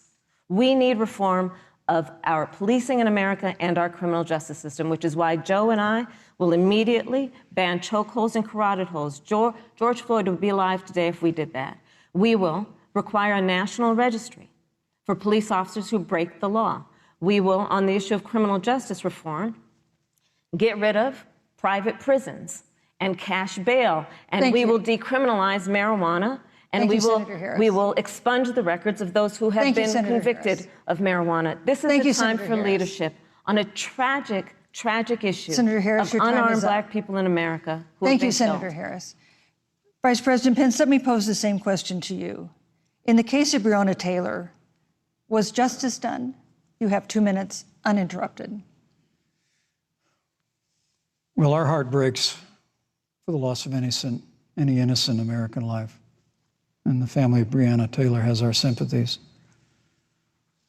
But I trust our justice system, a grand jury that refused the evidence. And it really is remarkable that as a former prosecutor, you would assume that an impaneled grand jury looking at all the evidence got it wrong. But you're entitled to your opinion, Senator. I think, look, and with regard to George Floyd, there's no excuse for what happened to George Floyd. And justice will be served. But there's also no excuse for the rioting and looting that followed. I mean, it really is astonishing. Flora Westbrook is with us here tonight in Salt Lake City. Just a few weeks ago, I stood at what used to be her salon. Was burned to the ground by rioters and looters. And Flora is still trying to put her life back together. And I must tell you, this presumption that you hear consistently from Joe Biden and Kamala Harris, that America is systemically racist, and that, as Joe Biden said, that he believes that law enforcement has an implicit bias against minorities, is a great insult to the men and women who serve in law enforcement. And I want everyone to know who puts on the uniform of law enforcement every day that President Trump and I stand with you. And it is remarkable that when Senator Tim Scott tried to pass a police reform bill, brought together a group of Republicans and Democrats, Senator Harris, you got up and walked out of the room. And then you filibustered Senator Tim Scott's bill on the Senate floor that would have provided new accountability, new resources. Look, we don't have to choose between supporting law enforcement, improving public safety, and supporting our African-American neighbors and all of our minorities. Under President Trump's leadership, we'll always stand with law enforcement, and we'll do what we've done from day one, and that is improve the lives of African Americans. Thank you, Vice President. Record unemployment, record investments in education, and we'll fight for school choice for all of our minorities. Thank you, Vice President. I'd like to respond. Senator Harris. I will not sit here and be lectured by the Vice President on what it means to enforce the laws of our country. I am the only one on this stage who has personally prosecuted everything from child sexual assault to homicide. I'm the only one on this stage who has prosecuted the big banks for taking advantage of America's homeowners. I'm the only one on this stage who prosecuted for-profit colleges for taking advantage of our veterans. And the reality of this is that we are talking about an election in 27 days, where last week the President of the United States took a debate stage in front of 70 million Americans and refused to condemn white supremacists. Not true. And not true. It wasn't like he didn't have a chance. He didn't do it, and then he doubled down. And then he said, when pressed, stand back, stand by. And this is a part of a pattern of Donald Trump's. He called Mexicans rapists and criminals. He instituted as his first act a Muslim ban. He, on the issue of Charlottesville, where people were peacefully protesting the need for racial justice, where a young woman was killed. And on the other side, there were neo-Nazis carrying tiki torches, shouting racial epithets, anti-Semitic slurs. And Donald Trump, when asked about it, said, there were fine people on both sides. This is who we have as the President of the United States. And America, you deserve better. Joe Biden will be a president who brings our country together. Senator Harris. And recognizes the beauty in our diversity and the fact that we all have so much more in common than what separates us. Vice President Pence, let me give you a minute to respond. Thank you, Susan. I appreciate that very much. You know, I think this is one of the things that makes people dislike the media so much in this country, Susan, is that you selectively edit, just like Senator Harris did, comments that President Trump and I and others on our side of the aisle make.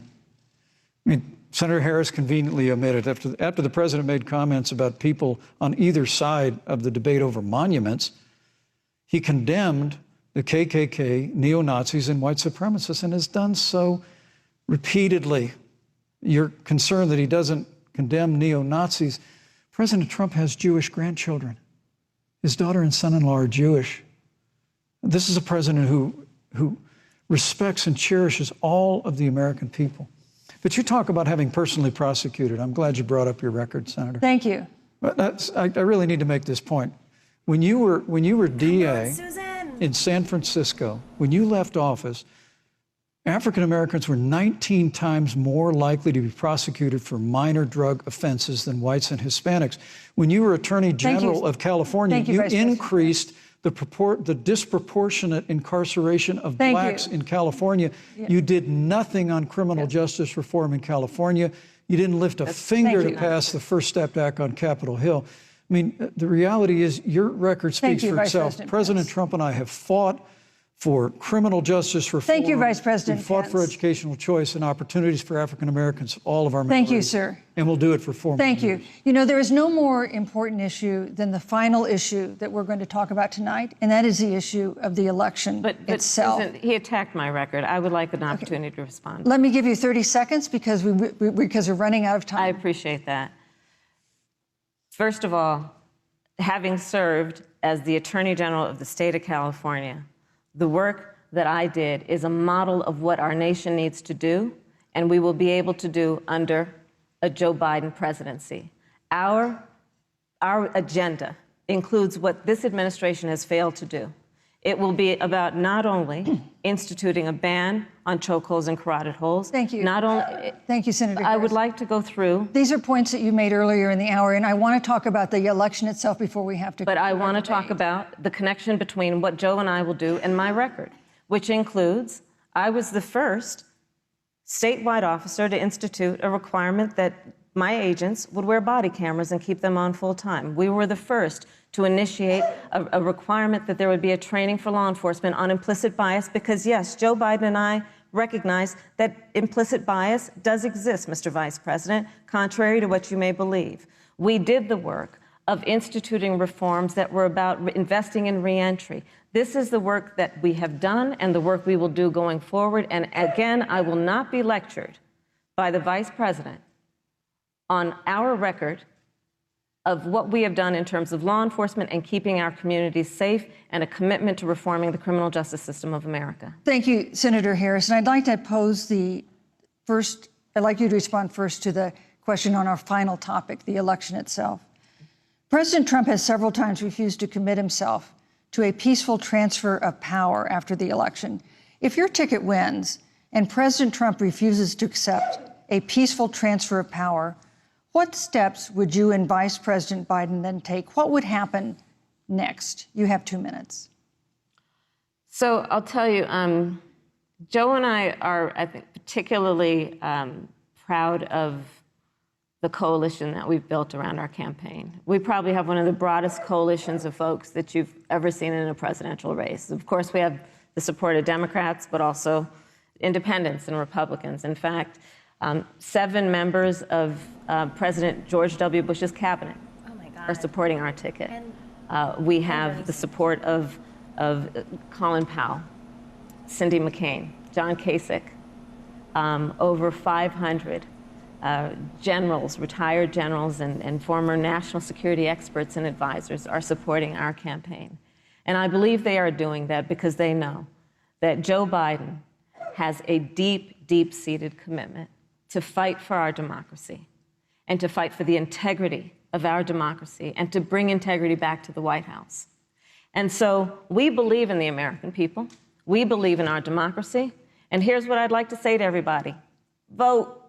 Please vote. Vote early. Come up with a plan to vote. Go to iwillvote.com. You can also go to joebiden.com. We have it within our power in these next 27 days to make the decision about what will be the course of our country for the next 4 years. And it is within our power, and if we use our vote and we use our voice, we will win. And we will not let anyone subvert our democracy with what Donald Trump has been doing, as he did on the debate stage last week, when again in front of 70 million people, he openly attempted to suppress the vote. Joe Biden, on the other hand, on that same debate stage, because clearly Donald Trump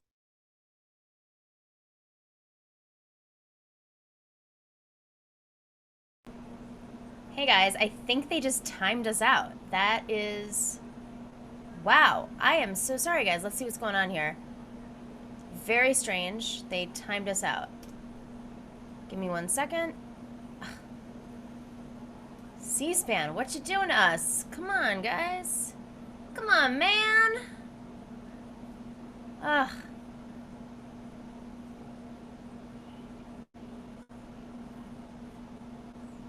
Rattle off a long litany of the establishment in Washington, D.C., an establishment that Joe Biden's been a part of for 47 years. President Donald Trump has launched a movement of everyday Americans from every walk of life. And I have every confidence that those same Americans that delivered that historic victory in 2016, they see this president's record where we rebuild our military, we revived our economy through tax cuts and rolling back regulation, fighting for fair trade, unleashing American energy. We appointed conservatives to our federal courts at every level. And we stood with the men and women of law enforcement every single day. And I think that movement of Americans has only grown stronger in the last 4 years. But when you talk about accepting the outcome of the election, I must tell you, Senator, your party has spent the last 3.5 years trying to overturn the results of the last election. It's amazing. When Joe Biden was vice president of the United States, the FBI actually spied on President Trump and my campaign. I mean, there were documents released this week that the CIA actually made a referral to the FBI documenting that those allegations were coming from the Hillary Clinton campaign. And of course, we've all seen the avalanche, what you put the country through for the better part of 3 years until it was found that there was no obstruction, no collusion, case closed. And then, Senator Harris, you and your colleagues in the Congress tried to impeach the President of the United States over a phone call. And now Hillary Clinton has actually said to Joe Biden that in her words, under no circumstances should he concede the election. So let me just say, I think we're going to win this election. President Trump and I are fighting every day in courthouses to prevent Joe Biden and Kamala Harris from changing the rules and creating this universal mail-in voting that will create a massive opportunity for voter fraud. And we have a free and fair election. We know we're going to have confidence in it. And I believe in all my heart that President Donald Trump's going to be reelected for 4 more years. You know, I've written all the questions that I've asked tonight, but for the final question of the debate, I'd like to read a question that someone else wrote. The Utah Debate Commission asked students in the state to write essays about what they would like to ask you. And I want to close tonight's debate with the question posed by Brecklin Brown. She's an 8th grader at Springville Junior High in Springville, Utah. And here's what she wrote. If Bernie would have won. When I watch the news, all I see is arguing between Democrats and Republicans. When I watch the news, all I see is citizen fighting against citizen. When I watch the news, all I see are 2 candidates from opposing parties trying to tear each other down. If our leaders can't get along, how are the citizens supposed to get along? And then she added, your examples could make all the difference to bring us together, end quote.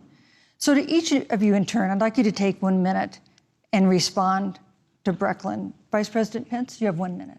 Does not Brecklin, sound it's like a wonderful Zoomer. question. That was Brecklin's mom. And let me just commend you for taking an interest in public life. I started following the news when I was very young. And in America, we believe in a free and open exchange of debate. And we celebrate that. And it's how we've created literally the freest and most prosperous nation in the history of the world. But I would tell you that don't assume that what you're seeing on your local news networks is synonymous with the American people. You know, I look at the relationship between Justice Ruth Bader Ginsburg, the late justice who we just lost from the Supreme Court, and the late Justice Antonin Scalia. They were on polar opposites on the Supreme Court of the United States, one very liberal, one very conservative. But what's been learned since her passing was the 2 of them and their families were the very closest of friends.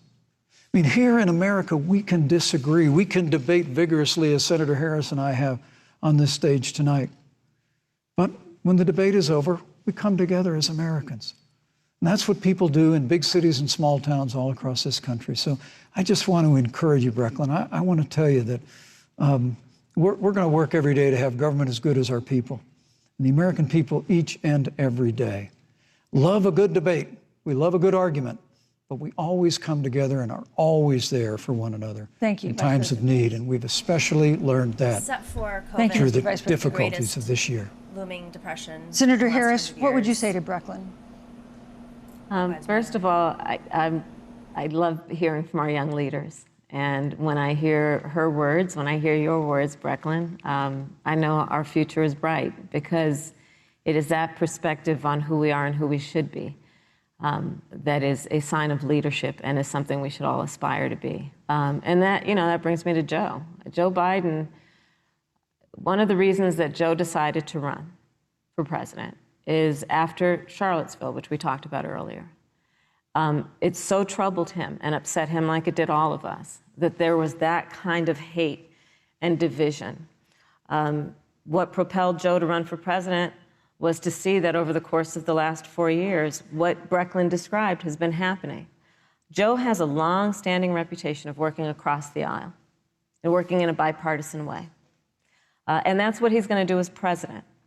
Joe Biden has a history of lifting people up and fighting for their dignity.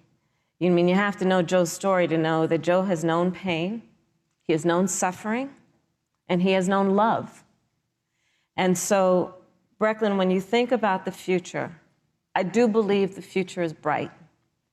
And it will be because of your leadership, and it will be because we fight for each person's voice through their vote, and we get engaged in this election because you have the ability through your work and through eventually your vote Thank you, to Senator determine Harris. the future of our country and what its leadership looks like. Thank you, Senator Harris. Thank you, Vice President Pence. Thank you so much.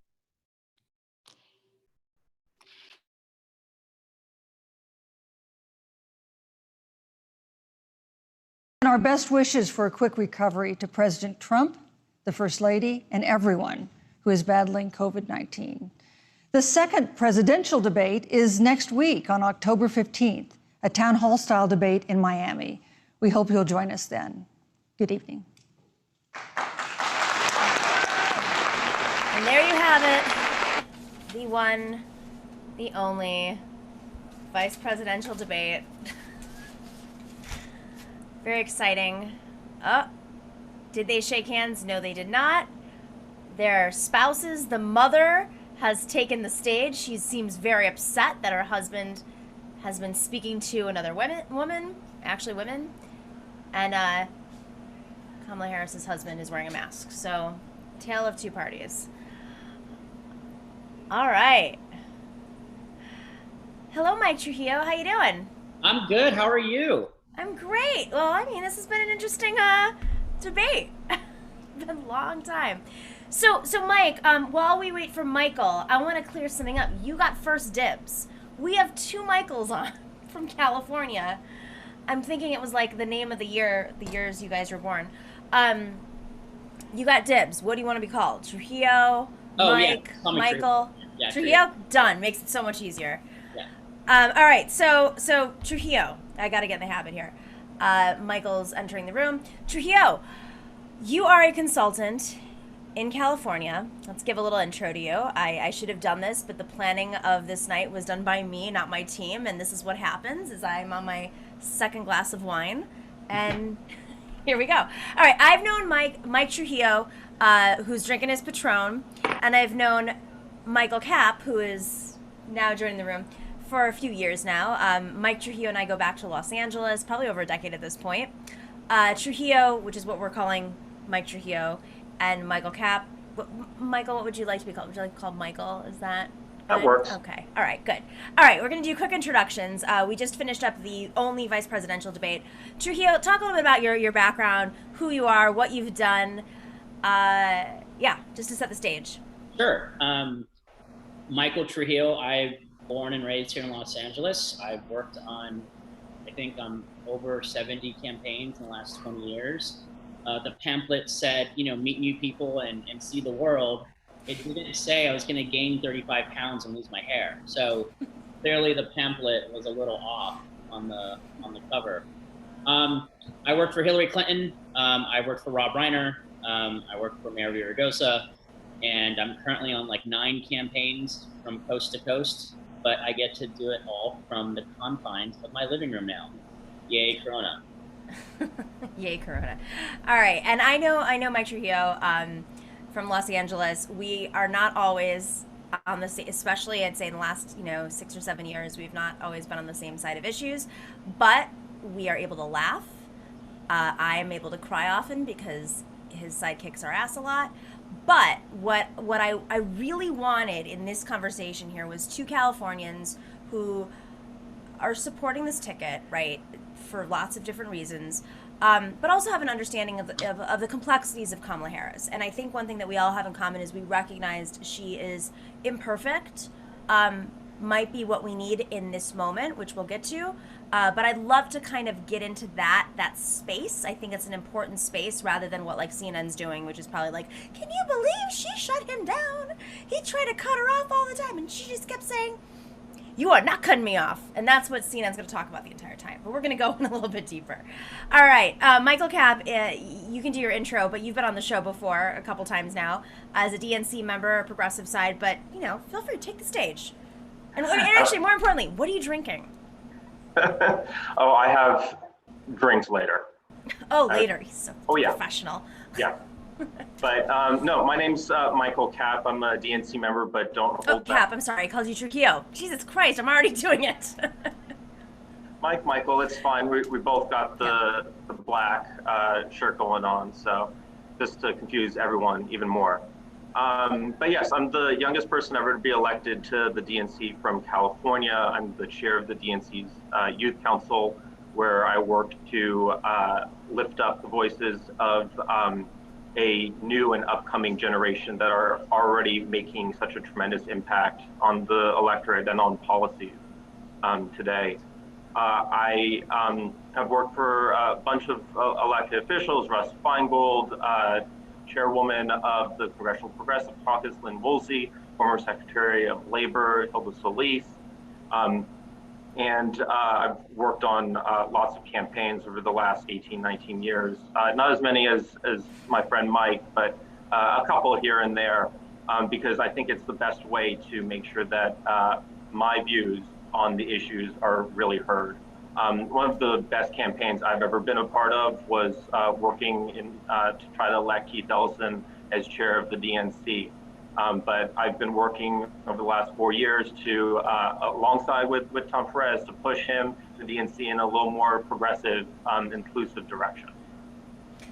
I mean, that's actually, I think, a good space for this moment. I think, where we were in 2016, and going into Tom Perez versus Keith Ellison, it was a little bit different. I think the movement was very wounded.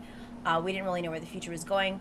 We had an idea of what Trump represented, and those of us, I live in New York, those of us who have studied Trump and what he's done over the last 35, 40 years, I don't think any of us would have been surprised by who he became in his presidency, but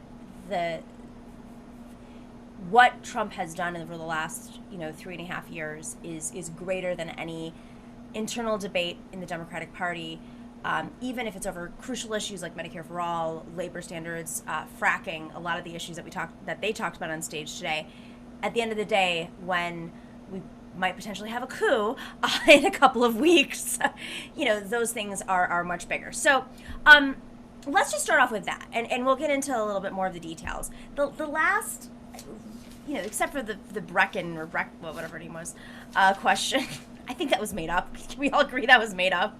Brecken, who's 8 years old or whatever she was, asked a question. How can we all get along? Said no Zoomer ever. No Zoomer. They're like, how can I tear you down on Twitter and make you suffer, Senator? And they will do it. No, but really, the last question was essentially about like how the election's going to be carried out. And I've been struggling reporting this every day, understanding what Trump's strategy is right now, other than voter suppression. And millions of Americans right now are voting at record rates, either across the country, doesn't matter where you are, record rates of early ballots, mail-in voting, early voting. It's happening. So, Trujillo, I'm going to go to you.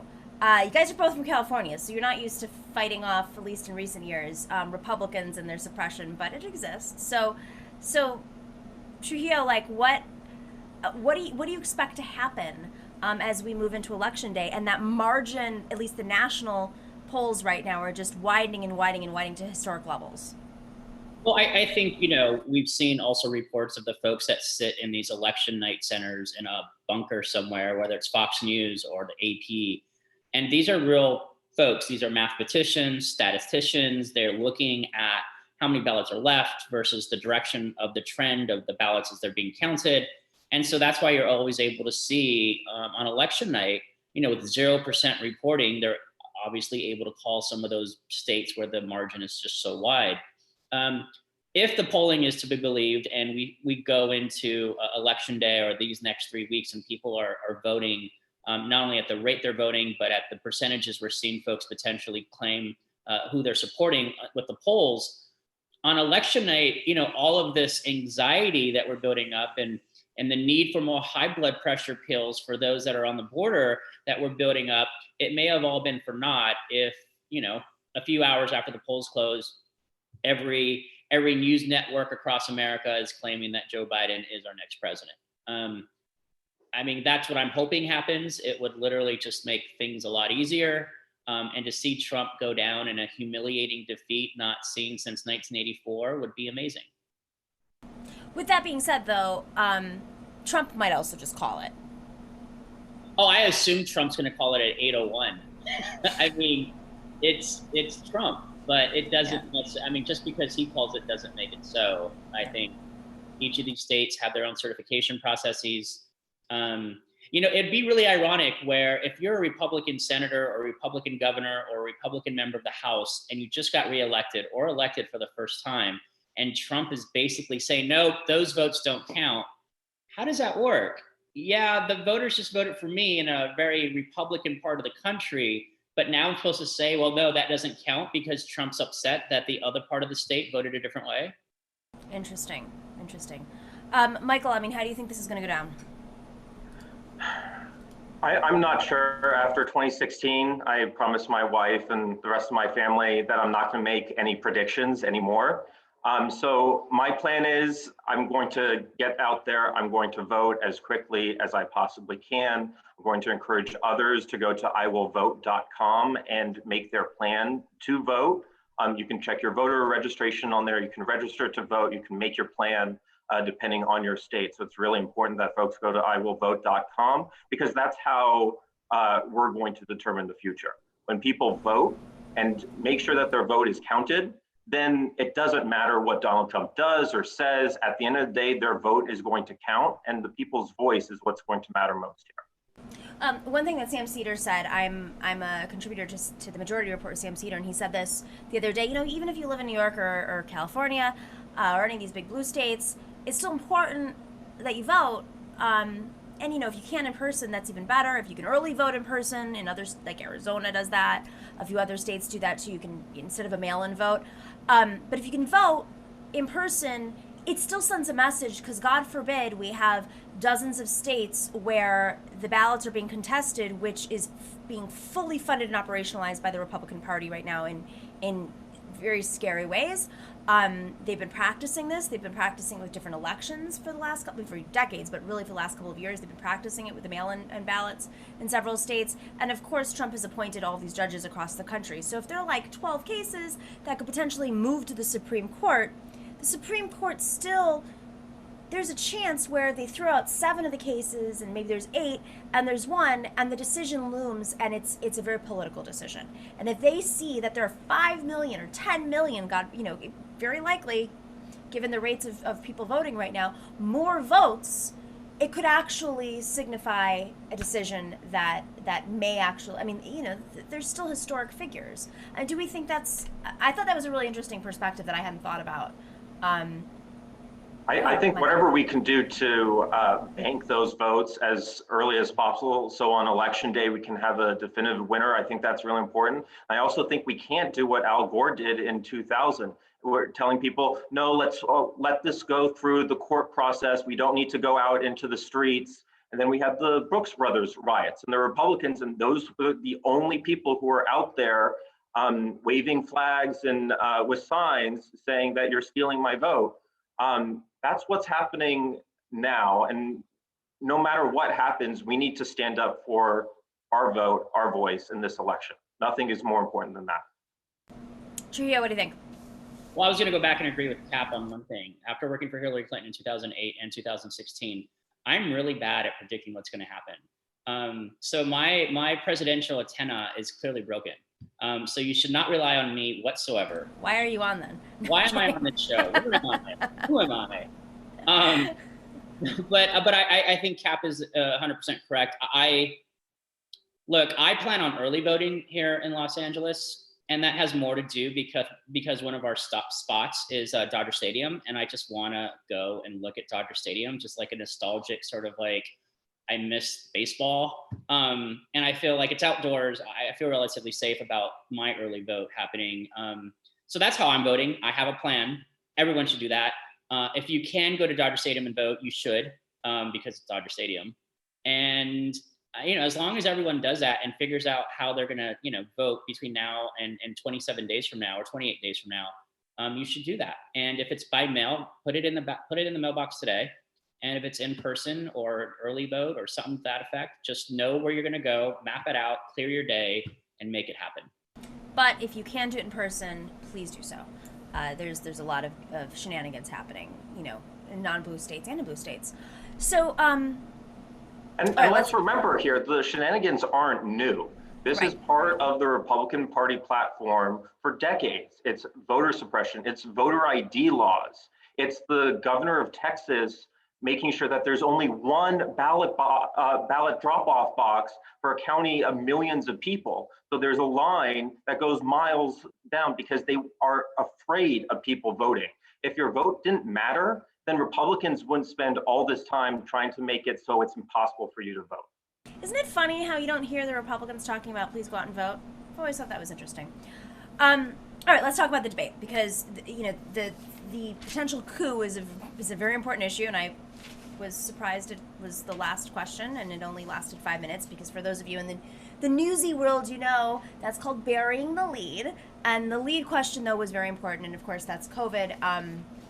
But let's run through just basic analysis and we'll get into the details. Trujillo, who do you think won and why? I mean, I think the edge goes to Kamala, but I honestly think, and you both can disagree with me, but I think this was sort of like a palate cleanser. I think what we saw tonight was a glass of water with some lemon juice in it, and people and Americans were reminded what it was like to just have a normal, polite, differences of opinion, and some of those opinions that people had on that stage, like Mike Pence, are scary and racist and xenophobic, absolutely. But I think we also saw it done in a polite way. And I think as Americans, we've forgot what that looks like, because we've just had Donald Trump, piped into our veins, uncut, just pure Donald Trump at all times. And so my hope is that Donald Trump sees how Mike Pence did tonight.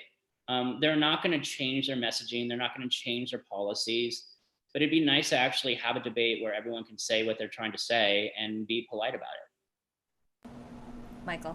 Yeah, I didn't really see that today. Mike Pence has always been a more milquetoast version of Donald Trump, tries to put the traditional Republican waspy top on the hate and the ignorance and the racism and the misogyny of Donald Trump that has really been rotting that party to the core for several decades now. I saw Pence being openly defiant, interrupting. He didn't answer a single question throughout the entire debate. Oh yeah, that was my favorite part. Where he goes, "Oh, Susan, thank you so much for the wonderful question. But I'm actually going to answer my own question. Thank you. I just really appreciate it. I'm just going to go back to the talking points from QAnon. I'll get to you in a second." Sorry. No, absolutely. So it wasn't much different from Donald Trump's interrupting and vile from last week. It's Mike Pence doing what Mike Pence and more traditional Republicans do. It's still the same kind of hate and ignorance and racism that we've seen from Donald Trump, just with a slightly more palatable veneer for the more traditional Republicans in this country, the few that are still left and voting for Donald Trump.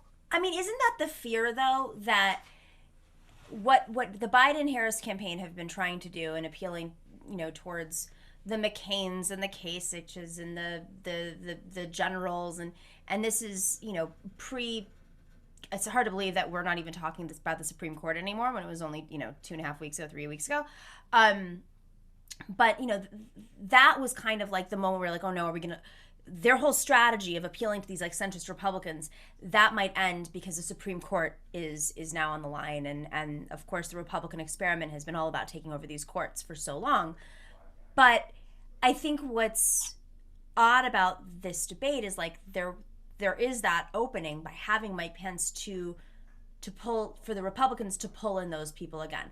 I guess my question is, at this point, now that the White House has 35 cases of COVID and Trump has COVID and Mike Pence might have, who the hell knows if he has it or doesn't, is it enough to make up that difference? Sure, yeah. Mike, whatever, just chime in, who cares? Look, I think when I'm going to go back to Cap's previous point where he said this party is rotting, and that may be why we had a cameo by The Fly tonight on Mike Pence's head, since he's part of that rotting party. I just wanted to add that part since someone was bound to bring up The Fly, and I thought I didn't even notice it. I thought Cap, Mr. Busy tweeting. I thought Michael Cap handed me a nice softball down the middle to sort of bring The Fly into the conversation. It's hard. Weren't we talking about the $750 he paid in taxes last Saturday?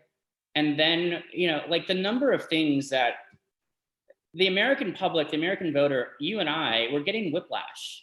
And we're getting whiplash by the media. We're getting whiplash because there's just so much news coming down that pipeline. And it's all one, like, you think that's great. Well, let me one up you. And that's what we're constantly getting. So I don't blame any campaign or the American public, for that matter, for changing. We're changing the station. We're changing what we're talking about. It's not because there's some grand conspiracy trying to have us change subjects. It's just the president came down with the coronavirus. The New York Times got his 15 years worth of taxes where he paid $750. I mean, and who knows what crazy adventures that are going to happen next week. Tune in at 7 p.m. and find out. Go ahead, Michael. No, I mean, Mike's right. This is part of Trump's playbook where we bounce from one controversy to another, so we can't fully flesh out whatever illegal, corrupt nonsense that he's doing in order so he can profit off of this country and his position as president. And that's all what we're seeing right now. I mean, his leaving the hospital right at prime time was set so all the major news networks can carry that. He's been releasing unsubstantiated intelligence reports that are classic disinformation from Russia. So he can try to inject whatever nonsense he wants because he's still relitigating 2016. This is what it's going to be for the next 27 days. And it might be for a couple months after that until we have an inauguration and a new president.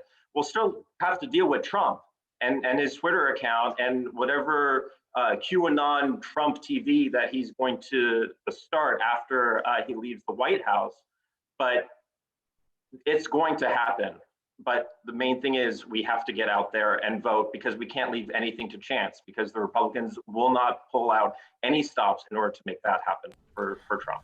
All right, so you mentioned Russia, and I think that's a great segue into China because I was kind of, there was this moment where I was like, wait, when did this debate suddenly go from the looming economic crisis, the existing economic crisis, really, it's just the numbers are not very clear right now, just how serious this is, and COVID, which, got a little bit of time at the top, but how did it suddenly, this is my criticism of Kamala here, on one hand, yes, but Pence seemed more calmer, like the yin to the yang of Trump or whatever it is that they were trying to do there. On the other hand, and Kamala did seem more in control, and she pushed back on him interrupting, and those are all great things. But, the debate strategy to me is like she was baited a lot. Baited by her opponents who are so far down, based on the latest national polls, by 20%. And those were desperate moves. And if the leading team is responding to desperate attacks and pulling away from the main narrative, which should never go away from. The economy is in the tanker right now, and 200,000 people have died, and millions of people have contracted COVID. Literally, she should have brought every single comment back to that. Nothing else. She should have been like, that's so great that you're mentioning that. But really, right now, there are too many working people who are worried about whether or not, like, the small business that you're worried about that closed. Guess what? There's thousands of them in Indiana alone. And yet they kept making it about China. China. You make an excellent point. I actually tweeted about this during the debate. The fact that Kamala was having to defend Joe Biden's no fracking, or not banning fracking position, and Kamala said it. It came out of her mouth on a national debate. And if she runs for president, she's got to live with that now. And how do you rally environmental leaders in the early states? How do you get them? How do you talk to the Sierra Club types, the League of Conservation voter types? That clip is going to be used against her, and again, she was baited by Mike Pence into saying and she that. said it over and over that that the Biden campaign and she were against fracking, even though he was like, "Oh, but you're for the Green New Deal." First off, just as somebody who's worked on fracking, there are plenty of rural communities across this country, and I just want to set the record straight. Polling is a little confusing. There's some polling that's been funded by natural gas industries that put it into different spaces. It's a very complicated issue, but there are people in the right wing, they call them the Green Tea Party members, who organize around being against fracking. And it was just mind-boggling to me how something like this could become the central piece of this campaign, of this debate, over and over again. I mean, you're right, Trujillo, from a political analysis point of view, but also just from this isn't even smart politics in terms of the right wing or the left wing, especially. They're not winning or losing any voters at this stage in a campaign to be talking about that. I agree.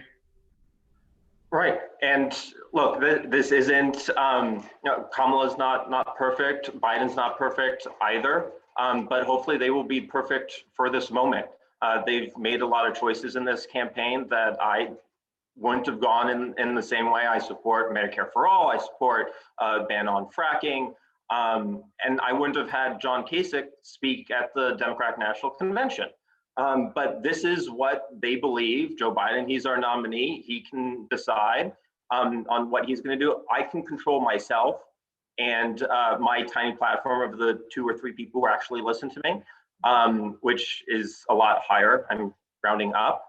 But I can control that. I can control my vote, and I can control my time between now and November 3rd. I'm spending as much free time as I have to contact voters in swing states. The map is expanded. I think we need to take a serious look at these Senate seats that are suddenly in play that we weren't expecting. Elections aren't won or lost on the vice presidential debate, with the slight exception of maybe Sarah Palin versus Joe Biden, because that really crystallized in the American people's minds how unqualified she was to serve as John McCain's running mate. And this wasn't that. This is fodder for Politico types to talk about, for folks on Twitter to tweet back and forth. But at the end of the day, no one was swayed one way or another on this. And we're going to fight for those issues, ban on fracking, Medicare for all, when Joe Biden is president of the United States. Just like we fought for a public option and Medicare for all and a ban on fracking when Joe Biden was vice president. None of that will change. So I think we really need to focus on what we're doing, what our plan is, and how we're working to engage voters in these swing states. Let me just add before we go to the next part. Michael Kapp again sent me a middle meatball softball right down the middle. He brought up these Senate seats that we need to start looking at. And on top of that, we need to look at these state legislative seats in like Texas and other states where if we get the majority, we can sort of run and own redistricting. Not just for redistricting for these legislative seats, but for the House of Representatives. And we have found, as we all now know, some slower than others, but like redistricting is a big deal. And not just, filling out your entire ballot from presidency all the way down to dog catcher, if you have that position, is critical and important. And so if you do have free time, yes, the presidential race is always the sexy one. That's what attracts you there. But I would also just, pick one of the ugly cousins and start, texting and calling for one of the state legislative races that you don't know much about. But we know if we get a majority of Democrats, we can control redistricting. So go and get the pretty guy and girl for Biden and Kamala, but go and also date one of their ugly cousins and get one of those state legislative guys or women elected as well. Absolutely, especially if you're not in love with the Biden-Harris ticket. Yeah. There's plenty of other races and statewide ballot measures too that are critically important for people's lives. Yeah, and this is something we talk about a lot on this show is how this election is going to be really fueled from the bottom up, especially on the progressive side. All right, so let's get into Kamala a little bit because, we as a movement, and I know Trujillo, this isn't like your natural space, but you understand Kamala. Yes, I do. You do. I'm not a fan. Kamala was not my first, second, third, fourth, or fifth choice for president, but she's our VP now. Wait. I'm counting how many candidates there were. So with that being said, there was this climate denial stuff. She was baited on China. There was some foreign policy stuff that she got baited on. Let me look at my notes here. I think those were really the biggest issues that she got baited on. Medicare for all. She was like, true leadership is including people who are 60 and over for Medicare. That's not true leadership. Come on, that's actually worse than Hillary Clinton's plan, right?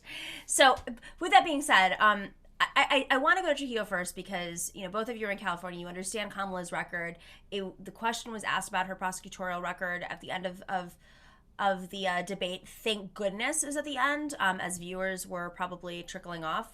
Her record's not great, and it was almost like Pence just had this moment, was like, oh, I have to remember to say this. Oh, I forgot. But Trujillo, how serious of an issue is her record, do you think, in this election?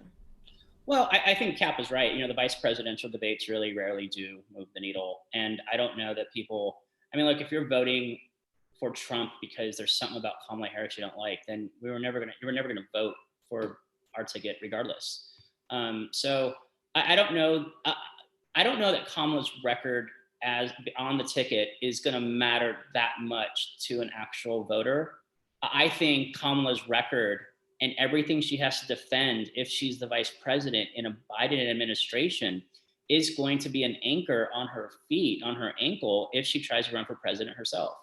And I think we saw some of those things coming out in tonight's debate, having to defend not banning fracking, her position now on Medicare for all and on the Green New Deal. And that's not, if she was uncomfortable tonight and Biden does become our president, she's going to be uncomfortable for 4 years. And everything that his administration does, she kind of owns it, just like Biden is trying to own everything Obama did during his 8 years as presidency as a positive now for his campaign. So I think in terms of like my analysis hat, I think those are the things that, along with her record as the AG in California, that are going to be tough for her to defend, because I'll give you and Cap and everyone on the more progressive wing of the party than me is, we're seeing the needle move in the Democratic Party. We're seeing that needle move for Medicare for all. We're seeing that needle move for the Green New Deal in a faster way than I've ever seen any other major policy be moved within our party. And it's moving quickly. And I don't know, I think the needle might move so far when Kamala's done being our VP and is ready to make her own run for presidency. I don't know that she's going to be the new girl on the block that everyone's excited about. I don't know. The Democratic Party, I like to say, falls in love with someone new every 6 months. And so we're going to be on our 9th or 10th generation of who we're in love with when Kamala's ready to run for president. With that being said, though, Joe Biden, if he were to assume the presidency, would not just be the oldest president, as Susan Page said. On day one, he would be older than Ronald Reagan on his last day of his presidency. So as Michael Cap, you mentioned this conversation about Sarah Palin, I think what we're forgetting often in the arc of history and looking back at this all is Sarah Palin, that was a conversation about Sarah Palin essentially assuming the presidency because John McCain was older and he would have been the oldest president and he had health issues. So, was Sarah Palin set up to be president? And I mean, if you recall, like there was the Katie Couric moment where Katie Couric asked Sarah Palin, what news publications do you read? And she was like, oh, I read a lot of them. And she's like, what specific ones? She's like, like never had an answer. I mean, it was like, what was it, like Horse and Buggy magazine or something she mentioned. But for real, like that, when I was watching this debate, I was thinking to myself, I think there's some Americans, I don't know how many are undecided. I don't even know if it's going to matter because it might just come down to turnout versus suppression. But in a traditional campaign, there would be Americans thinking, okay, is this woman ready to be president? Given the world that we're in right now. And I don't think that's going to be an issue with voters who are under 40, who probably have more to say about her record, all the issues that Trujillo brings up. And maybe that's why she was so adamant about being against fracking, but she did co-sign onto the Green New Deal. She did co-sign onto Medicare for all. I mean, I think it's, I don't know. Cap, do you think this is going to be problematic for her?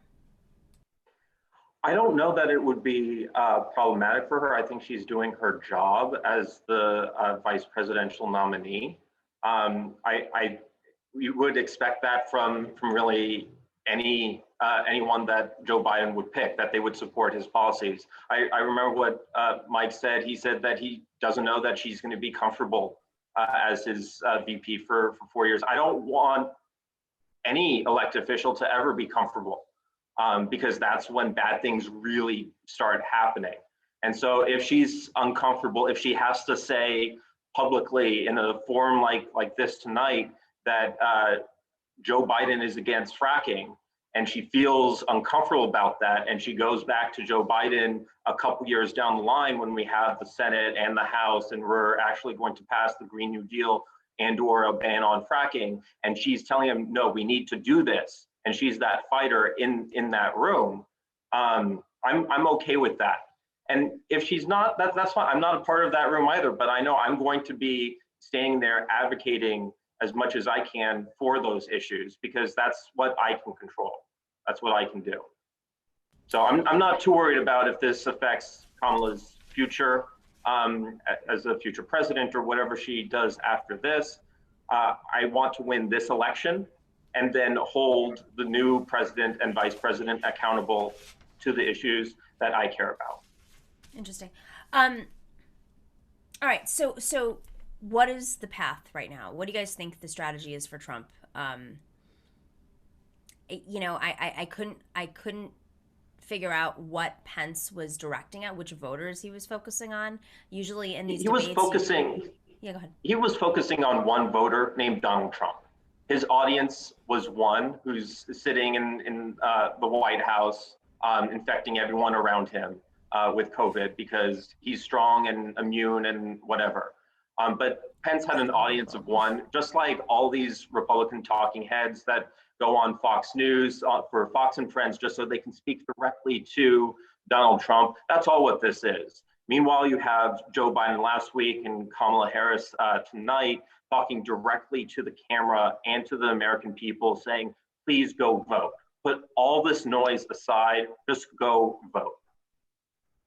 Trujillo, I mean, what's her strategy? Is there a strategy? We're not seeing it. It's a mastermind Bannon strategy. I'm not I don't believe that there are 15 dimensions of chess when it comes to Trump. I think he plays checkers, and I think he takes whatever the situation or the problem is of that day and will spit out a policy that just gets it off his table. He doesn't care if the policies are consistent. You saw in one Twitter session, one of his roid sessions, I think earlier today was, steroid sessions. One of his roid sessions. He was saying, he was ending the talks between Treasury Secretary and the House Speaker of the House, and then he backtracked that and it's like, well, let's just do one thing at a time. I mean, he just says whatever he needs to say to wiggle himself out of whatever situation he finds himself in. He did that as a business person, as a private citizen. He's doing that as president. I think whatever thing they have to say tomorrow to try to trick Americans into voting for them, they are. Whatever suppression technique they have to do on Thursday to try to stop Americans from voting against them, they will. It's a very A to B sort of line that he goes through, and I think we try to overthink it when he literally just does. He just reaches for the closest thing next to him, and then that's his solution. It's not. There's no like strategy behind it. Now, if you forced me to put on a Trump strategy hat, I'd have to take it off and burn it, and never actually want my brain to go through that, simulation of how to make him win. With that being said, okay, sure, that's Trump's strategy, but the Republican Party itself, they've put in a lot of work to try to maintain power when demographics have been working against them for 30 years, and are overwhelmingly against them, at least at the popular level, and even more so with those under 40 who are on the more progressive side, Michael. So maybe it's time for you to come over to our side. I'm 42, so I'm no longer under 40. We could come over to our side though and understand like the power is going this way. You even said it. Okay, well, another conversation for another time. But for real, like this is I can't see the Republican Party letting Trump and his madness and his impulsive takes take the reins of their 40-year experiment, Koch brother funded experiment, at this point when they've gotten their tax cuts and they might get a seat on the Supreme Court before or after the election, whatever happens.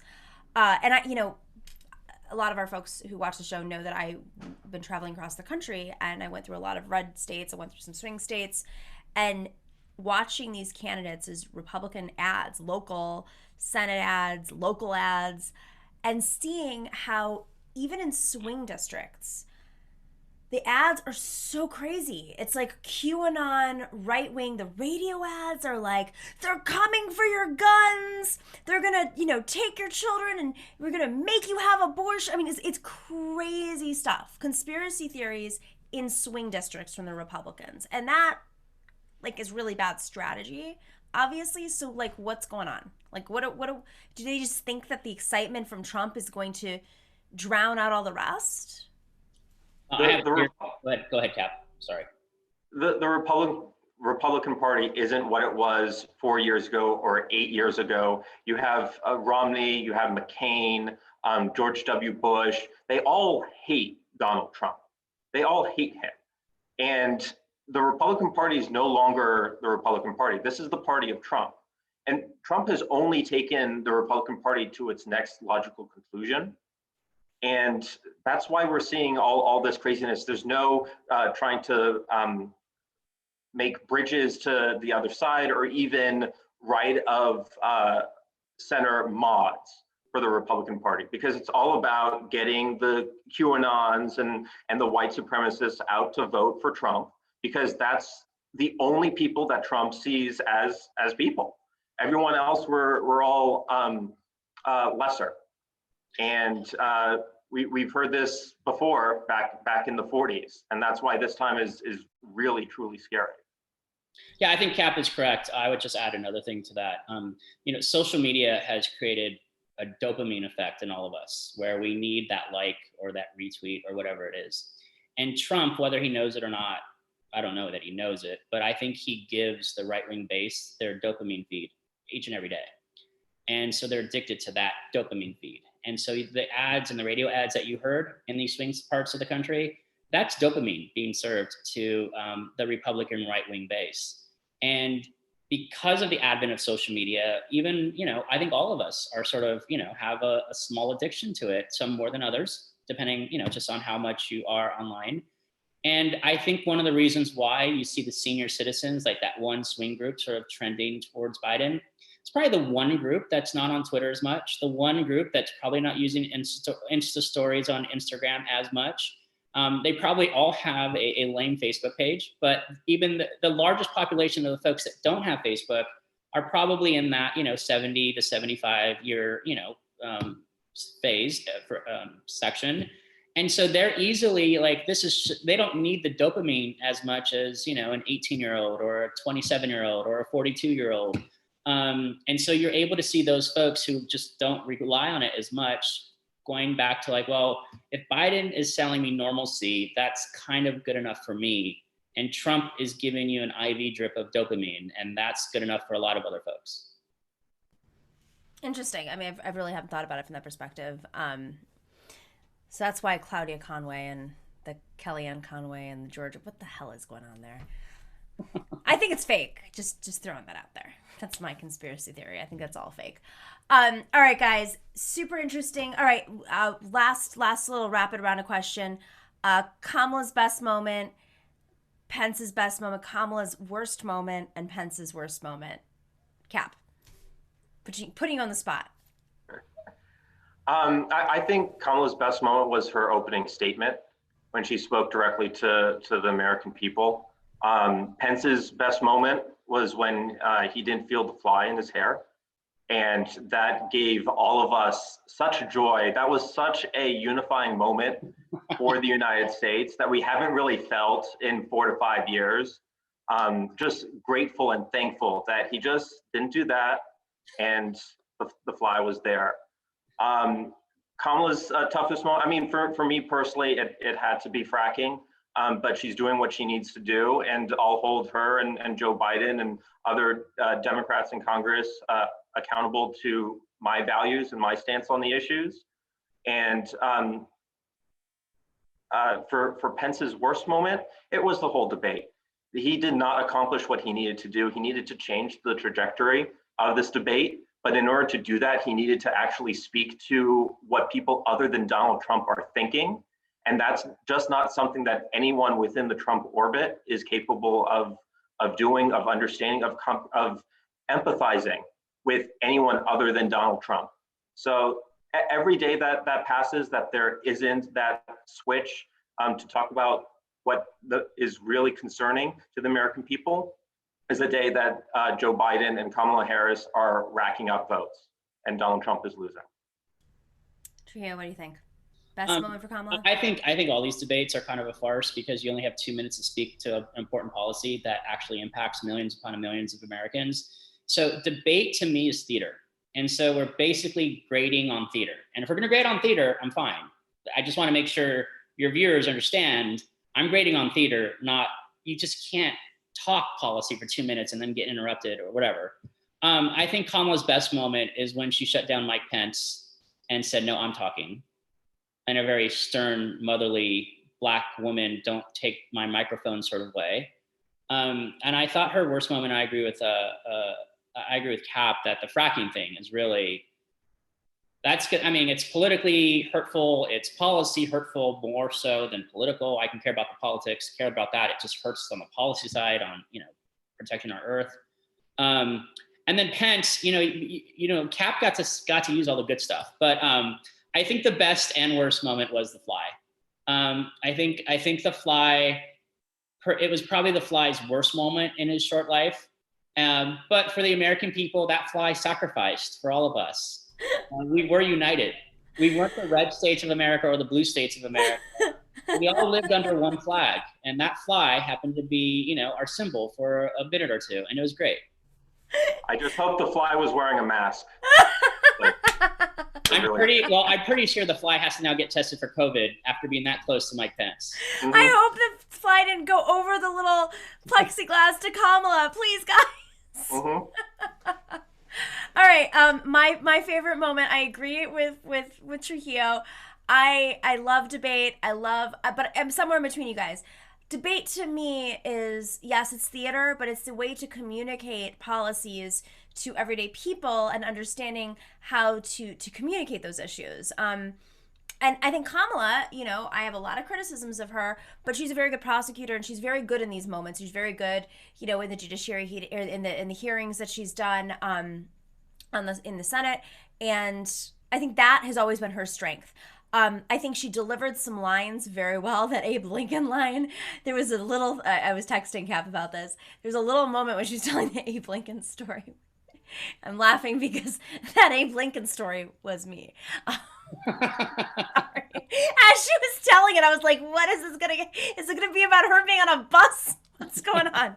But no, she did this thing. She goes, an Abe Lincoln's party. She kept calling it Abe Lincoln's party. That to me just is great training, because Abe Lincoln's party was, of course, Republican, and the majority of people probably don't know that. So I thought that was like a very smart canned line, but most it was hypnotizing. She hypnotized Pence into shutting the F up. I'm talking. I'm talking. I'm talking. It was like she looked at Mother and was like, what does Mother say to Mikey? And how does Mikey listen? And she was just like, I'm talking. And he was like, oh, okay. We saw that Mikey liked it. And then we saw Mother's face when she got on stage, and she was just like, you did not behave, Mikey. All right, so that was Kamala's best moment. I honestly thought Pence, he baited her well. And, on one hand, yes, they are the incumbents, and there's always a leg up there, especially when they control so much of the courts.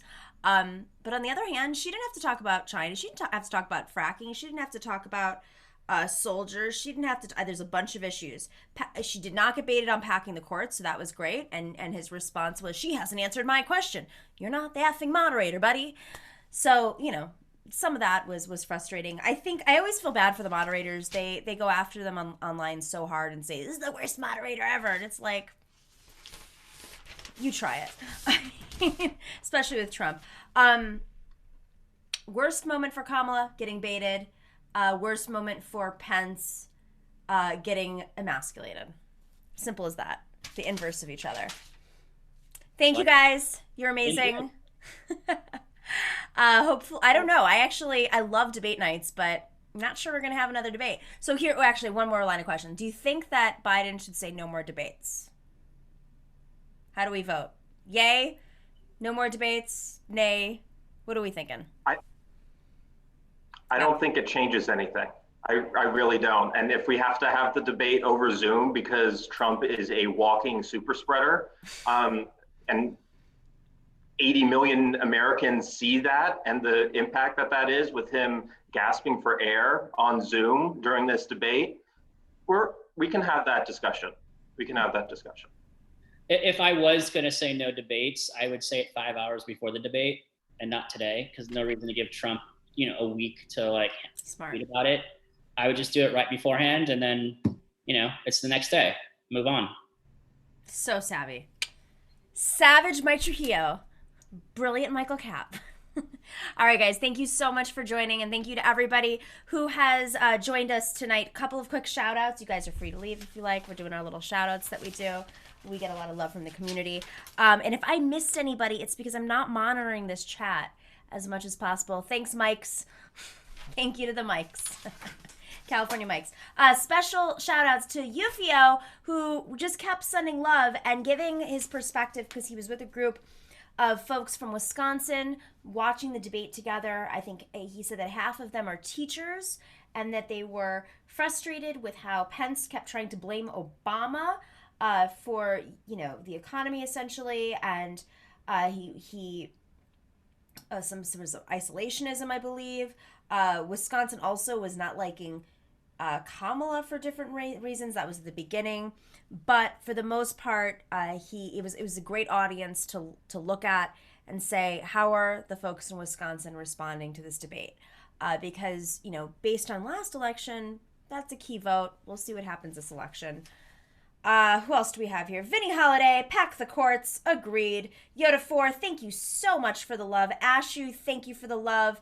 Yufio, you just kept sending out the love. Thank you to Harvey K mixing it up in the chats. Thank you to everybody else mixing it up in the chats. And I promise, if I missed you, I will bring it up on the show.